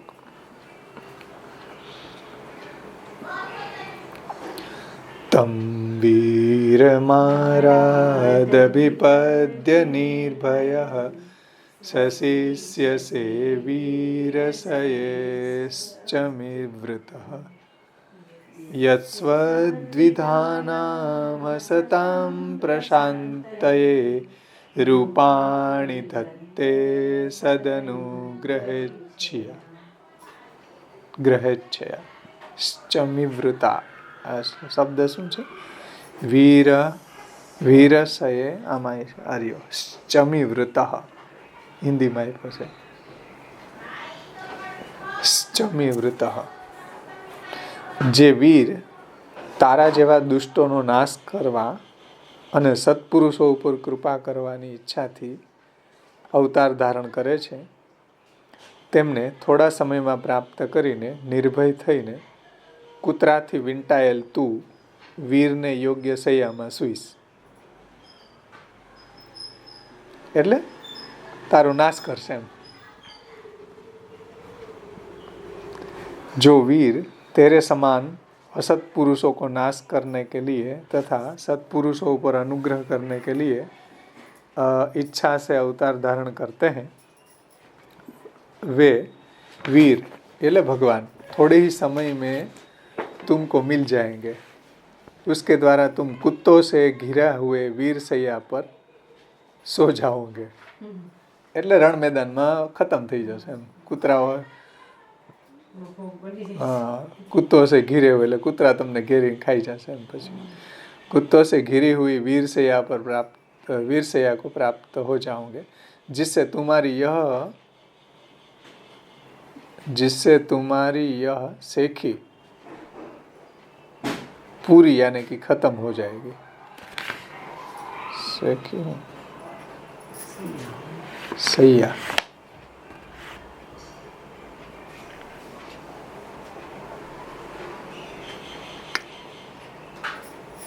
શેખીનો અર્થ વડાઈ મારવી થાય હિન્દીમાં. શેખી બગાડવી એક મુહાવરો છે. શેખી બગાડના એટલે વડાઈ મારવી એમ. વડાઈ જ મારતો હતો ને એ ખતમ થઈ જશે. એમાં આમાં જોયા છેલ્લે આપ્યું હશે.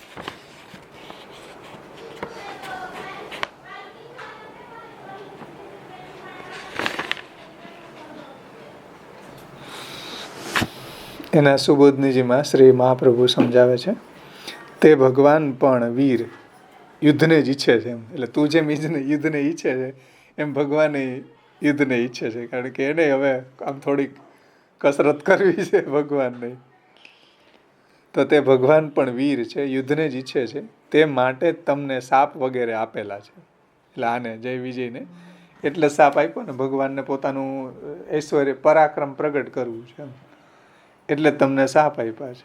હવે સામે એવો હોય બળવાન તો જ ભગવાનનું પરાક્રમ પ્રગટ થાય ને. નમાલા હોય તો કેવી રીતના પ્રગટ થાય? એવો ભાવ છે. કાલનો વિલંબ પણ નથી એમ થોડા સમયમાં શબ્દથી કહ્યું છે એમ. એટલે હવે બહુ ટૂંક સમયમાં એમ થોડા કાલનો વિલંબ નથી એમ. થોડાક સમયમાં તમને એ યુદ્ધ માટે પ્રાપ્ત થશે ભગવાન એમ. એટલે કાલનો વિલંબ નથી, નજીકના સમયમાં એવો અર્થ છે. અને પ્રાપ્ત કરીને એ શબ્દનો એવો ભાવ છે કે જેમ પતંગિયું અગ્નિમાં પડે તેમ તું પડીશ. એટલે પતંગિયું એટલે જે અગ્નિ બળતી હોય ઓલા પતંગિયા આવે ને રાત્રિના જીવડા, એ કેવા આમ એને પ્રકાશ જ્યાં બરતો હોય ત્યાં લાઈન લાગે. ઓલા હમણાં પાખું વાળા મકોડા નથી આવ્યા ચોમામાં. આ તો આપણે લેમ્પ છે, બાકી અગ્નિ બળતી હોય તો એમાં એ જંપલાવે સીધું. એને એમ કે આ પ્રકાશ છે એટલે એમાં જ એ બળી જાય. પછી એમ એમાં કીધું પતંગિયો અગ્નિમાં પડે એમ તું પણ પડીશ, છતાં તું નિર્ભય મૃત્યુના ભય વિનાનો હોઈશ. કારણ કે ભગવાનને પ્રાપ્ત કરીને કોઈ પણ મૃત્યુથી ગળી જવાતો નથી. એટલે નિર્ભય એટલે કીધું કે ભગવાનને પ્રાપ્ત કરીને કોઈ પણ મૃત્યુથી ગળી જવાતો નથી. એટલે નિર્ભય રહે એમ. મૃત્યુ એને ગળતું નથી એમ. ભગવાનથી અણાયો એટલે ભગવાનની પ્રાપ્તિ થાય ને, એટલે કીધું છે.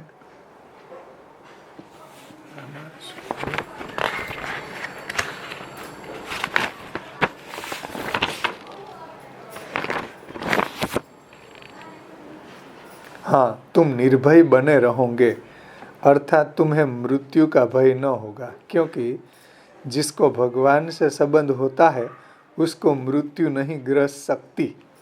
जो आમાં વધારે સ્પષ્ટ કર્યું कि मृत्यु का भय नहीं होगा, क्योंकि जिसको भगवान से संबंध होता है उसको मृत्यु नहीं ग्रस सकती। એને મૃત્યુ એને ગ્રાસ કરતી નથી એમ, કારણ કે ભગવાન હણે તો એને મુક્તિ આપી દે, इसलिए मृत्यु भय तुम्हें नहीं होगा।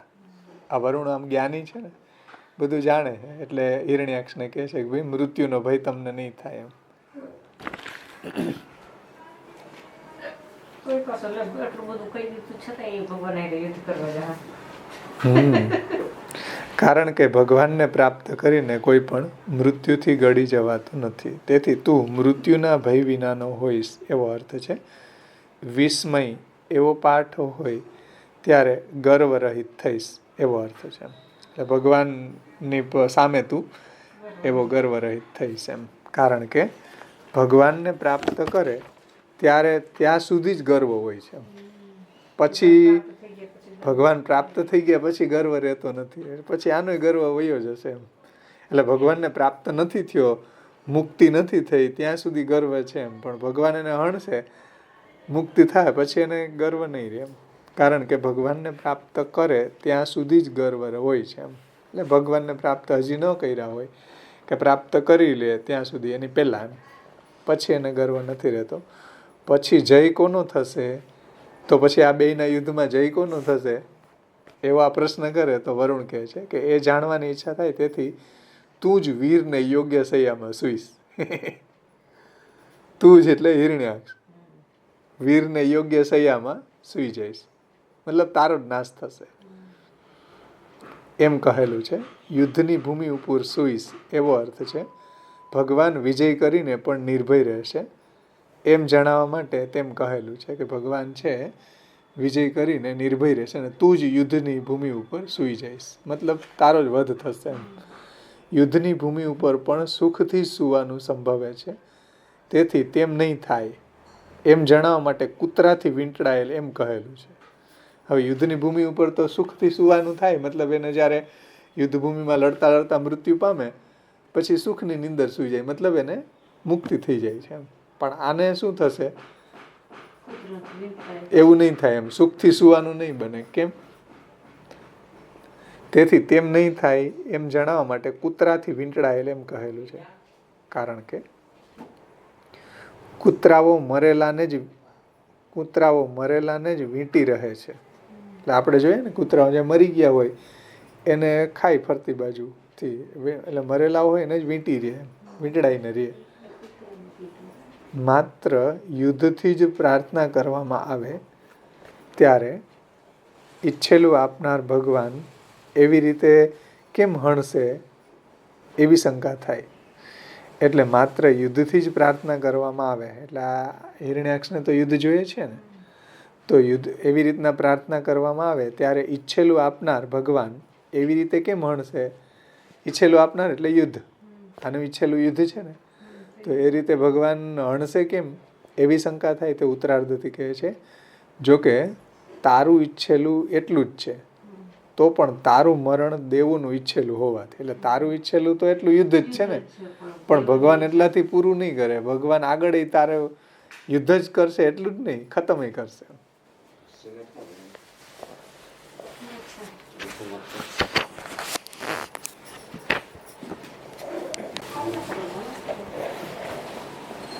આગળ કહે છે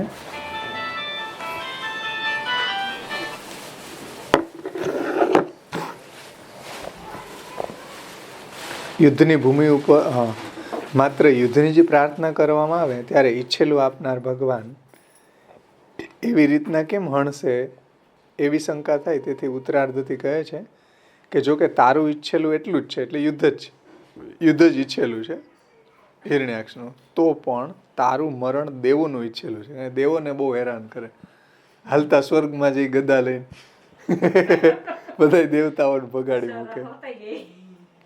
એટલે દેવતાઓનું ઈચ્છેલું છે આ તારું મરણ એમ.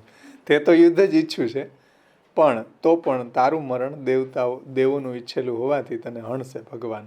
કારણ કે દુષ્ટોનો નાશ કરવા જ ભગવાન વરાહ અવતાર વગેરે જુદી જુદી જાતના અવતારો ધારણ કરે છે. એટલે દુષ્ટોનો હણવા માટે જ પ્રભુ આ અવતારોને લે છે, અવતારો ધારણ કરે છે. તેમ ન હોય તો અવતાર લેવાનું પ્રયોજન જ ન રહે. એટલે આના જેવા દુષ્ટોને હણવા માટે જ પ્રભુ વરાહ વગેરે લીલા અવતારોને ધારણ કરે છે. આગળના અધ્યાયમાં આવશે. વરાહ ભગવાન એના માટે સ્પેશિયલ પ્રગટ થયા, હિરણ્યાક્ષને હણવા માટે.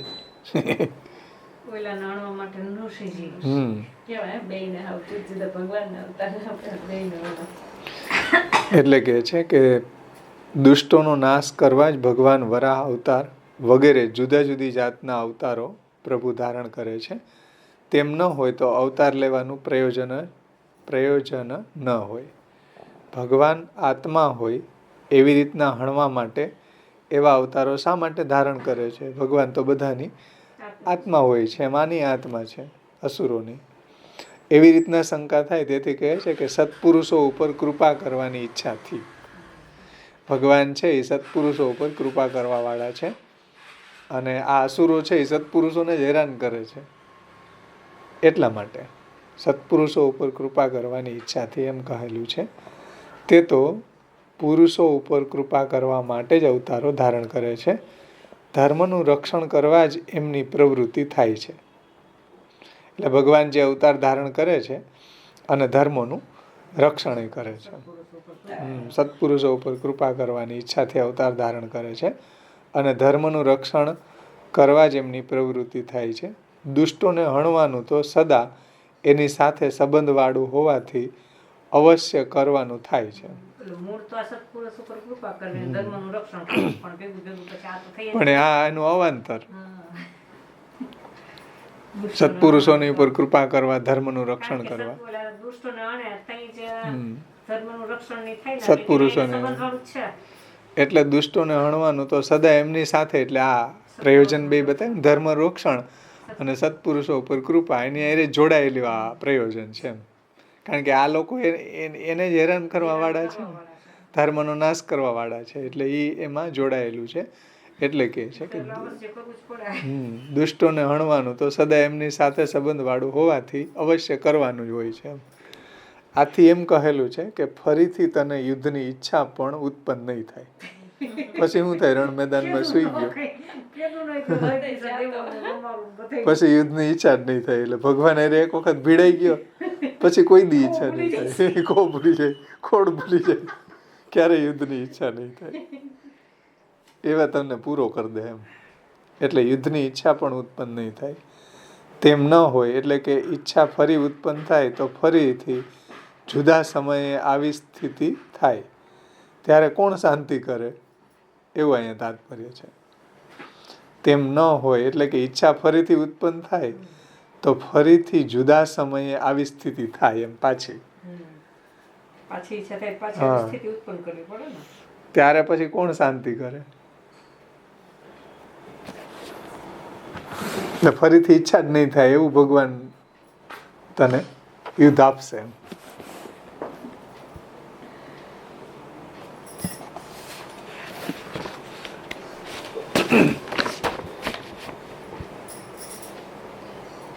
इससे यह सूचित किया गया है कि तुमको फिर युद्ध की कामना न होएगी, नहीं तो फिर कालांतर में यदि ऐसी स्थिति बने तो उसका समाधान यानी कि शांति कौन करे?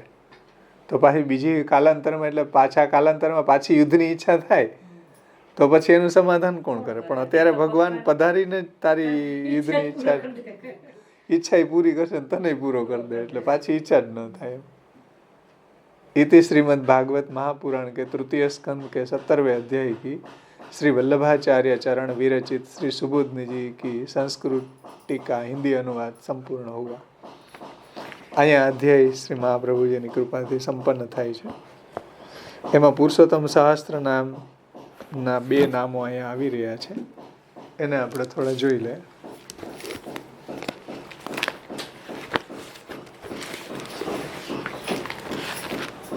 એ શું કરે છે?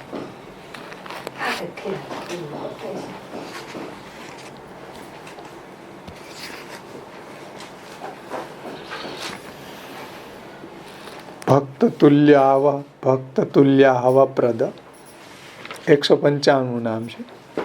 અને કાલ લક્ષણ હેતુ 2 નામ આ 17મા અધ્યાયના નામ છે.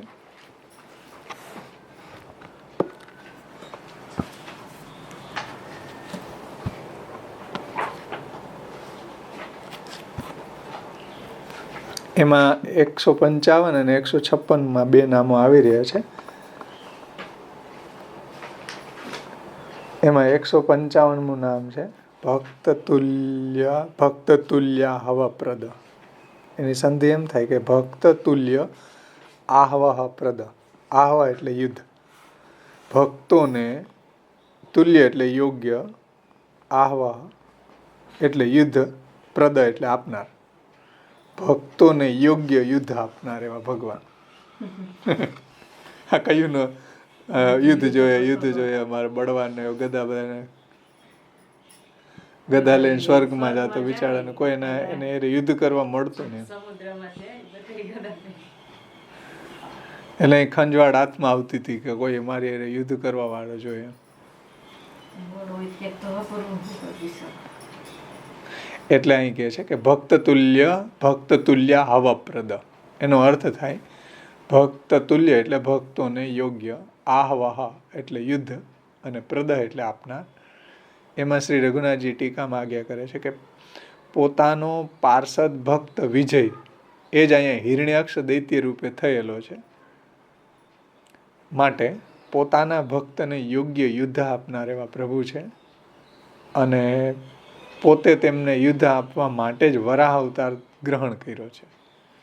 કેમ કે રામાદિ અવતારો થવામાં અનેક કારણો સમાયેલા છે, પરંતુ વરાહ અવતાર ગ્રહણ કરવામાં તો કેવલ પોતાના ભક્તને યુદ્ધ આપવું એ જ છે. એટલે સ્પેશિયલી વરાહ ભગવાન છે એ સ્પેશિયલી હિરણ્યાક્ષ માટે જ પ્રગટ થયા. અને રામચંદ્રજી નું પ્રાગટ્ય થાય છે એમાં તો ઘણા બધા પ્રયોજનો હોય કે જેમ રાવણને મારવો એક પ્રયોજન નહોતું, ઘણા બધા પ્રયોજન હતા. પુષ્ટિ કાર્યોને પ્રગટ કરવા, જેમ અહલ્યાનો ઉદ્ધાર કર્યો, સબરી વગેરેનો ઉદ્ધાર કર્યો. પછી બધા જે વાનરો હતા એનોય પ્રભુએ ઉદ્ધાર કર્યો. હનુમાનજી વગેરેને દાસ્ય ભક્તિનું દાન કર્યું, અયોધ્યાનું રક્ષણ કર્યું, બીજા ઘણા બધા અસુરોને માર્યા, વિશ્વામિત્ર વગેરે આ વશિષ્ઠને એના બધા યજ્ઞોનું રક્ષણ કર્યું. કેટલા બધા પ્રયોજન રામચંદ્રજી વગેરેના અવતારોમાં હોય એમ. પણ અહીંયા જે વરાહ ભગવાન પ્રગટ થયા એમાં તો એક જ માત્ર પ્રયોજન, હિરણ્યાક્ષને એને યુદ્ધ કરવું. એમ એકદમ પુષ્ટિનો ભાવ છે. જેમ કેમ આપણા ઘરે આપણા ઠાકોરજી આપણા એક માટે જ પ્રગટ થાય, એમ અહીંયા ભગવાન એક માટે જ પ્રગટ થયા, હિરણ્યાક્ષ માટે. એટલે એક વિશેષતા છે, આ પુષ્ટિનો ભાવ છે એમ કે ભાઈ ભગવાન એક માટે જ પ્રગટ્યા. જેમ આપણે ત્યાં આપણા ઘરમાં આપણી સેવા લેવા માટે પ્રગટ થાય એવી રીતના આ વિશેષતા છે. આ નામ આગળના લાસ્ટમાં જે 30 અને 31મો શ્લોક આપણે જોયો ને એમાં આવશે. આ અધ્યાયમાં લેવું હોય તો. બાકી આના આગળનો અધ્યાય છે ને એમાં વધારે આ નામ આવે છે કે જે વરાહ ભગવાન છે એની સાથે યુદ્ધ કરે છે, દ્વંદ્વ યુદ્ધ બેયનું થાય છે. એ આગળના અધ્યાયમાં આમ તો વિશેષ આવશે. પણ આ છેલ્લા આ 17મા અધ્યાયના 2 નામો છે. કન્ટિન્યુટી જોઈએ તો 17મા અધ્યાયનો 30 અને 31મા શ્લોકમાં જે વરુણ ભગવાને કીધું ને એને એ એંગલથી આવશે.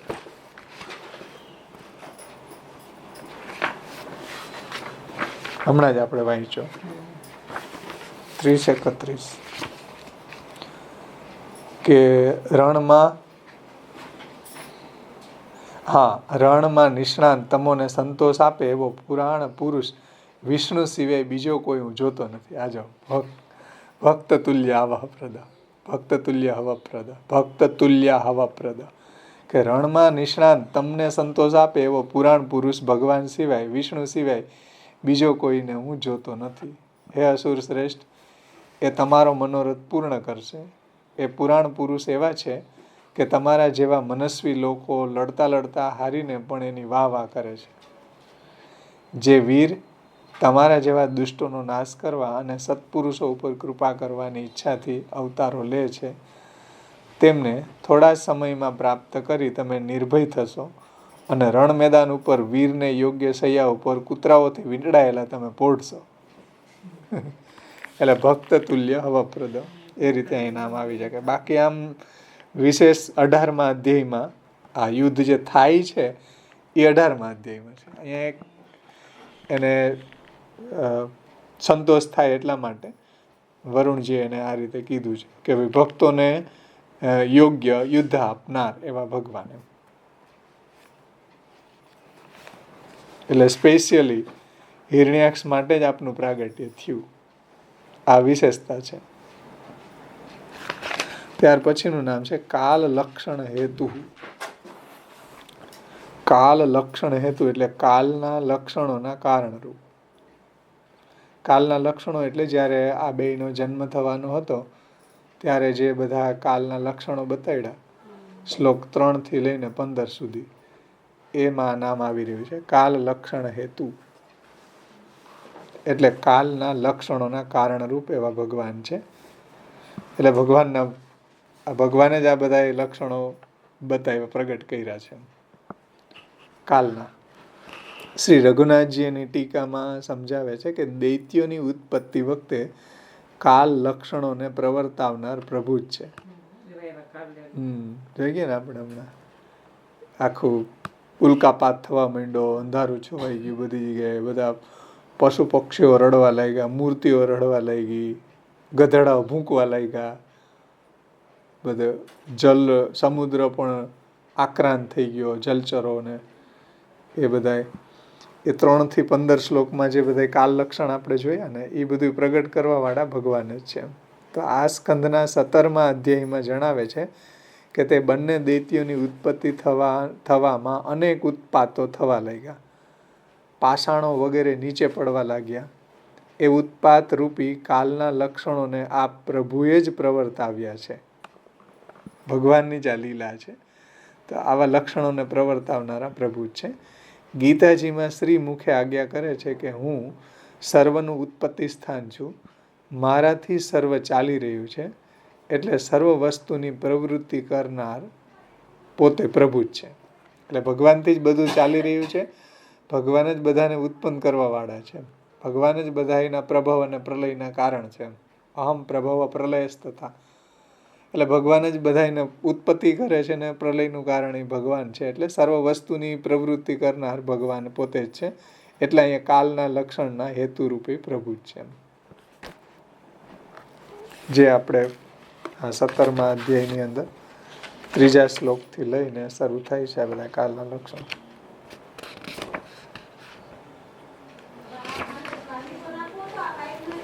ત્રીજા શ્લોકથી કે એમનો જન્મ થયો ત્યારે સ્વર્ગ, પૃથ્વી અને અંતરિક્ષમાં અત્યંત ભય કરાવનારા ઉત્પાતો થયા. પર્વતોને કંપવા લાગ્યા, બધી ભૂમિ કંપવા લાગી, ધૂમકેતુઓ પડવા લાગ્યા, ઉલ્કાપાત થવા લાગ્યો, પવન એવો સુસવાટાવાળો વાવા માંડ્યો, ગોળ ગોળ ફરતો, વૃક્ષોને ઉખેડીને નાખી દે એવો પવન. દરિયોની અંદર બધા મગરમચ્છો છે, એ બધા પ્રાણીઓ છે, ઉદ્વેગથી આક્રાંત કરવા લાગ્યા. સૂર્યચંદ્રને રાહુ વારંવાર એનો ગ્રાસ કરવા લાગ્યો. પછી જે શિયાળિયાઓ છે એ બધા ભૂંકવા લાગ્યા, મોઢામાંથી આગ ઓકવા લાગ્યા. પછી ઠેક ઠેકાણે ગાતા હોય એવા કૂતરાઓ છે એ રીતના માથાને ઊંચા રાખીને અનેક પ્રકારના શબ્દો કરવા લાગ્યા. અને ટોળાબંધ ગધેડાઓ છે એ બધા ભૂંકવા લાગ્યા. અને પશુશાળાની અંદર જંગલમાં પશુઓના મળમૂત્ર છૂટી ગયા, બધા ડરી ગયા, ભયભીત થઈ ગયા. ગાય છે એના આંચળમાંથી લોહી વહેવા માંડ્યું. પછી વાદળોમાંથી એવો પરુનો વરસાદ વરસવા માંડ્યો. દેવોની મૂર્તિઓ આની આંખોમાંથી આંસુ વહેવા લાગ્યા. આંધી તુફાન વગેરે વૃક્ષો એને કારણે ઉખડી પડવા લાગ્યા. પછી આ બધા નક્ષત્રો છે એ સળગવા લાગ્યા. આ બધા લક્ષણોને પ્રવર્તાવનારા ભગવાન છે. એટલે કાલ લક્ષણ હેતુ. એટલે આ નામ આગળ આવે છે. આ નામ થોડી વ્યુત્ક્રમ છે. આ 115મું નામ એના પછીના શ્લોકોમાં આવે છે, 30 અને 31. અને કાલ લક્ષણ હેતુ છે એ 3 થી 15 એ રીતે એની અહીંયા સંગતિ છે. શ્રી મહાપ્રભુજીએ 2 નામો અહીંયા સમજાવ્યા.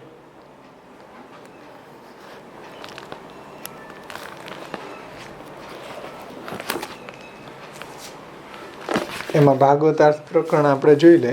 પેલા આપણે જોયું હતું પણ ફરીથી જોઈ લે. આ અધ્યાયનું 17મા અધ્યાયમાં શ્રી મહાપ્રભુજી ભાગવતાર્થ નિબંધમાં આજ્ઞા કરે છે.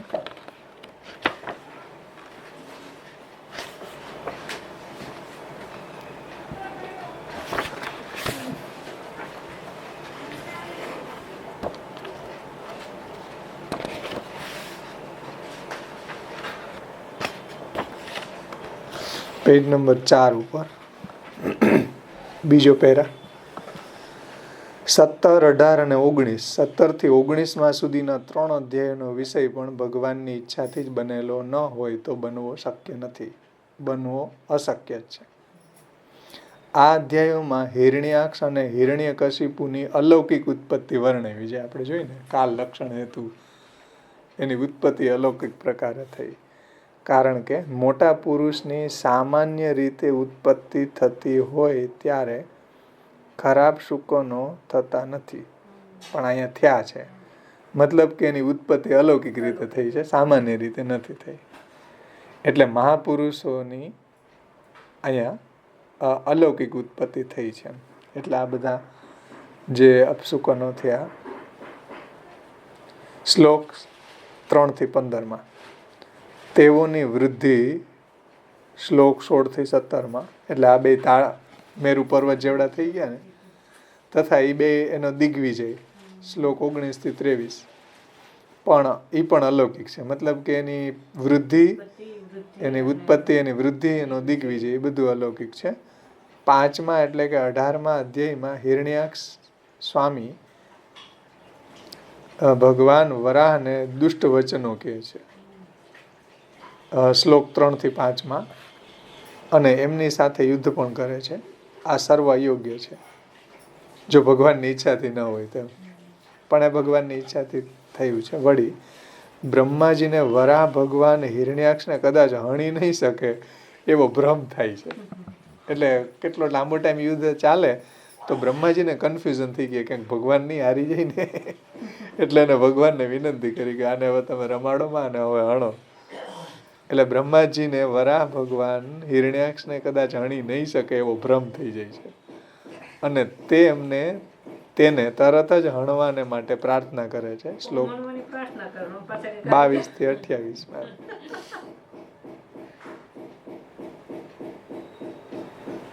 બ્રહ્માને આવો ભ્રમ થાય તે બહુ જ અયોગ્ય છે. બ્રહ્માને કેમ આવો ભ્રમ થયો? એક બાજુ ભગવાનનું આટલું મહાત્મ્ય જાણે છતાં એવું, પણ એ ભગવાનની ઈચ્છા થયો છે એવો ભ્રમ. આમાં એક બહુ સુંદર આખું એક કીર્તન છે સુરદાસજીનું. એને આખો અધ્યાયને આખું પ્રકરણને એમાં એને એક કીર્તનની અંદર આખું સમજાવી દીધું છે. હિન્દીમાં આપ્યું પાછળ. 17મો અધ્યાય જ્યાં પૂરો થયો ત્યાં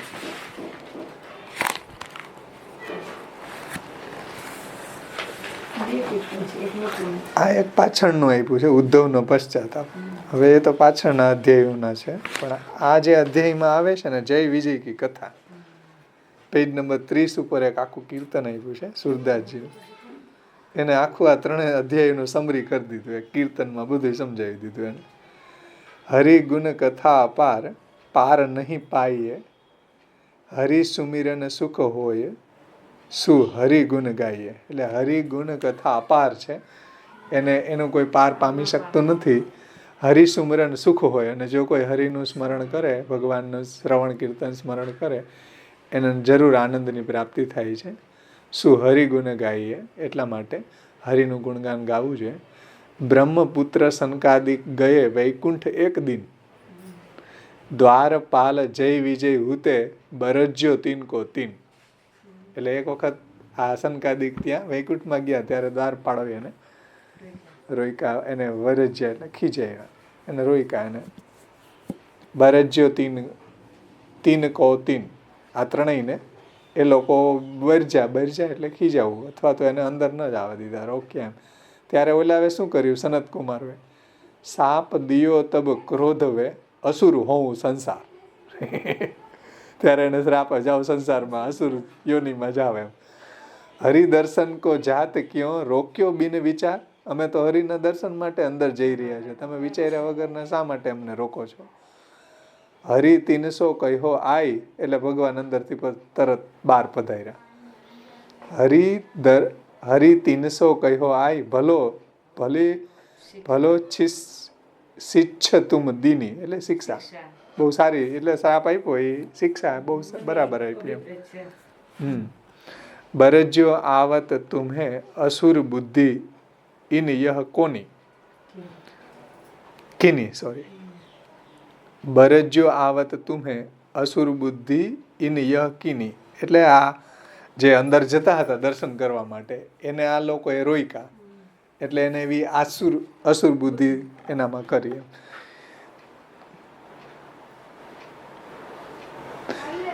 તીન્હે કહ્યો એટલે આને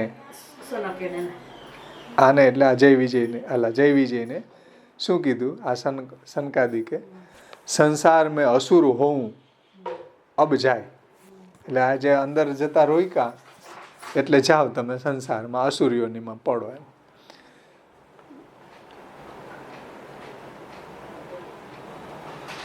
ત્રીજે જન્મ વિરોધ કરી મોકો મિલ હો આઈ ત્રીજે જન્મ ને વિરોધ કરીને એમ એટલે દ્વેષ ભાવથી એમ ભગવાનની અંદર ત્રીજો જન્મ વિરોધ કરી મોકો મિલ હો આઈ અને ભગવાનને પ્રાપ્તિ તમને થશે એમ. ને 3 જન્મોમાં ભગવાનની સાથે વિરોધ કરશો એમ, એટલે વેરભાવથી ટૂંકમાં ભગવાનનું ભજન કરશો એમ, વેરભાવથી. કશ્યપ કી દીતી નારી ગર્ભ તો કે દઉં આય, કશ્યપની જે સ્ત્રી હતી દીતી એમાં એના ગર્ભમાં 2 આવે છે. તિનકે તેજ પ્રતાપ દેવતાની બહુ દુઃખ પાય હિરણ્યાક્ષના હિરણ્ય 2 અંદર આવ્યા એને કારણે એના તેજ પ્રતાપથી બધા દેવતાઓ દુઃખી થઈ ગયા. ગર્ભમાં 7 વર્ષ રહી પ્રગટ ભયે પુની આય, 100 વર્ષ ગર્ભમાં રાખ્યા દીતીએ અને પછી પ્રગટ થયા. ગર્ભમાં 7 વર્ષ રહી પ્રગટ ભયે પુની આય, તીન દોવની કો દેખી કે સુર સબ ગયે ડરાય. દેવતા બધા સંતાઈ ગયા નપુંસક બનીને. હિરણાક્ષ એક ભયો હિરણ કશ્યપ ભયો દૂજો, તિનકે બસ કો ઇન્દ્ર વરુણ કોવું નહીં પૂજો. એટલે એની કમ્પેરિઝન એની બળવાન એના જેવું કોઈ નહીં બીજું, કે ઇન્દ્ર વરુણ કે બીજા કોઈ નહીં એવા બળવાન હતો. તિનકે બસ કો ઇન્દ્ર વરુણ કોવું નહીં દૂજો પૂજો. એ હિરણ્યાક્ષ તબ પૃથ્વી કો લે રાખ્યો પાતાલ, એટલે હિરણ્યાક્ષ પૃથ્વીને લઈને રસાતલમાં ચાલ્યો ગયો. બ્રહ્મા બિનતી કરી કહ્યો દીન બંધુ ગોપાલ, અને બ્રહ્માજીને ચિંતા થઈ કે ભાઈ પૃથ્વી સૃષ્ટિ રચવી ક્યાં? મનુએ કીધું ને કે સૃષ્ટિ રચે ક્યાં, પૃથ્વી તો છે નહીં. ઓલો લઈ ગયો રસાતલમાં હિરણ્યાક્ષ. તો બ્રહ્મા બિનતી કરી કહ્યો દીન બંધુ ગોપાલ, એટલે એને ભગવાનને યાદ કર્યા કે ભાઈ આ કામ તો ભગવાન જ કરી શકે એમ. તુમ બિનુ દ્વિતીયા ઓર કોણ, જો અસુર સંહારે, તમારા વગર બીજું એવું કોઈ છે નહીં કે જે આસુર લોકોને હણે. તુમ બિન કરુણા સિંધુ ઓર કો પૃથ્વી ઉધારે, એટલે ભગવાન સિવાય કરુણા સિંધુ બીજો કોઈ નથી કે જે આ પૃથ્વીનો ઉદ્ધાર કરે એમ. તબ હરિ ધરી વારાહ વપુ લ્યાયે પૃથ્વી ઉઠાય, ત્યારે પ્રભુએ વરાહ રૂપ ધારણ કરીને રસાતલમાંથી પૃથ્વીને ઉપર લાવે છે. હિરણાક્ષ લે કર ગદા તુરત હી પહોંચ્યો જાય, અને ઓલો હિરણાક્ષ તરત ગદા લઈને આવ્યો ભગવાન પાસે. અસુર ક્રોધ વે કહ્યો બહુત તુમ અસુર સંહારે, એટલે ઓલો અસુર એટલે હિરણાક્ષ ક્રોધ કરીને ભગવાનને કીધું કે ભાઈ તમે અમારા ભાઈઓને કેટલા બધાને હણી નાખ્યા છે, એટલે આજે હું તમને હણીને મારા બધા ભાઈઓનો શોકને દૂર કરીશ એમ, એવા બધા વચનો કીધા ને. તો અસુર ક્રોધ વે કહ્યો એટલે હિરણ્યાક્ષે કીધું ભગવાનને કે બહુત તુમ અસુર સંહારે અબ લે હું વહ દાઉં, છાંડિયો નહીં બિન મારે.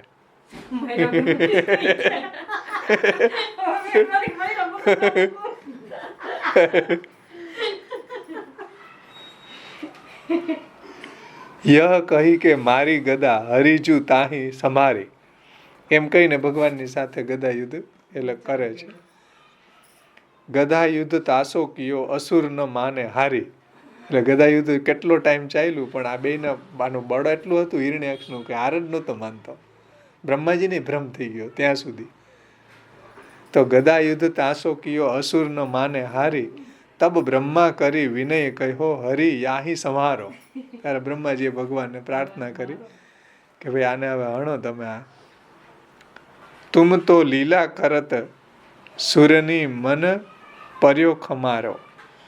તુમ તો લીલા કરત એટલે ભગવાનને બ્રહ્માજી સ્તુતિ કરતા કહે છે કે ભાઈ તમે તો આની હારે આ લડવાનું લીલા કરો છો પણ સૂર્યની મન પર્યો ખમારો. એટલે એનો ભય વધતો જાય, એને બીક લાગવા માંડી ક્યાંક ભગવાન હારી જશે તો. એટલે સૂરો જે છે એના મનમાં આવો શંકા પડી એમ. બ્રહ્માજીને ભ્રમ થઈ ગયો ને સૂર્ય, એને બધા સૂરોને એવું થઈ ગયું. સૂર્યની દેવતાઓ. એટલે તમે તો એની હારે લીલા કરો છો પણ આ બધા દેવતાઓનો જીવ જાય છે કે એને શંકા પડી, એને ભ્રમ થઈ ગયો કે ક્યાંક ભગવાન આને વણશે નહીં તો એમ. મારવો તાહી પ્રચારી હરિ સુર મર ભયો ઉલ્લાસ.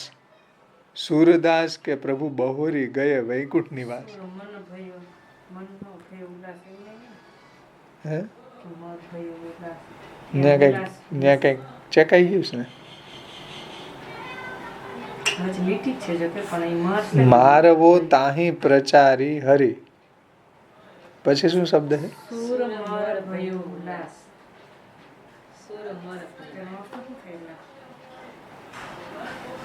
એટલે સૂર એટલે દેવતાઓને આને મારવાથી દેવતાઓનો ઉલ્લાસ થયો, મતલબ એ લોકો પ્રસન્ન થયા એમ.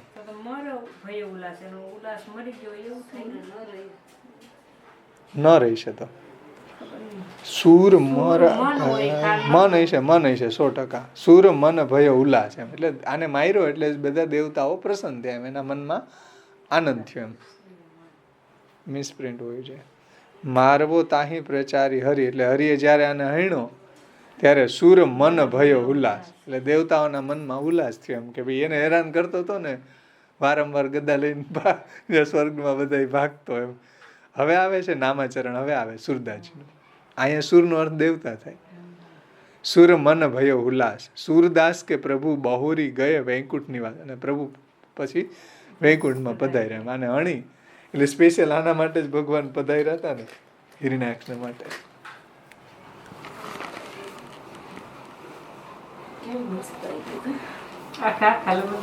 ત્રણ અધ્યાયનું આ એટલે વાંચી 6 અધ્યાયનું સાર આવી ગયો. 17, 18, 19, 20, 21, 22 સુધી છે ને 15.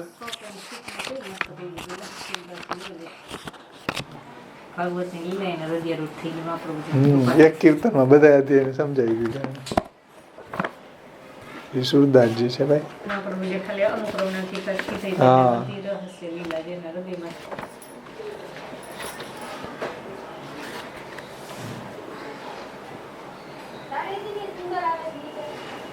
એટલે 16, 17, 18, 19, 20 ને 21 આ 6 અધ્યાયનું છે ને પરમત ભાષા. એ બધું અહીંયા આવી ગયું પહેલેથી જ. અલા સનત કુમારો જ્ઞાનીથી જ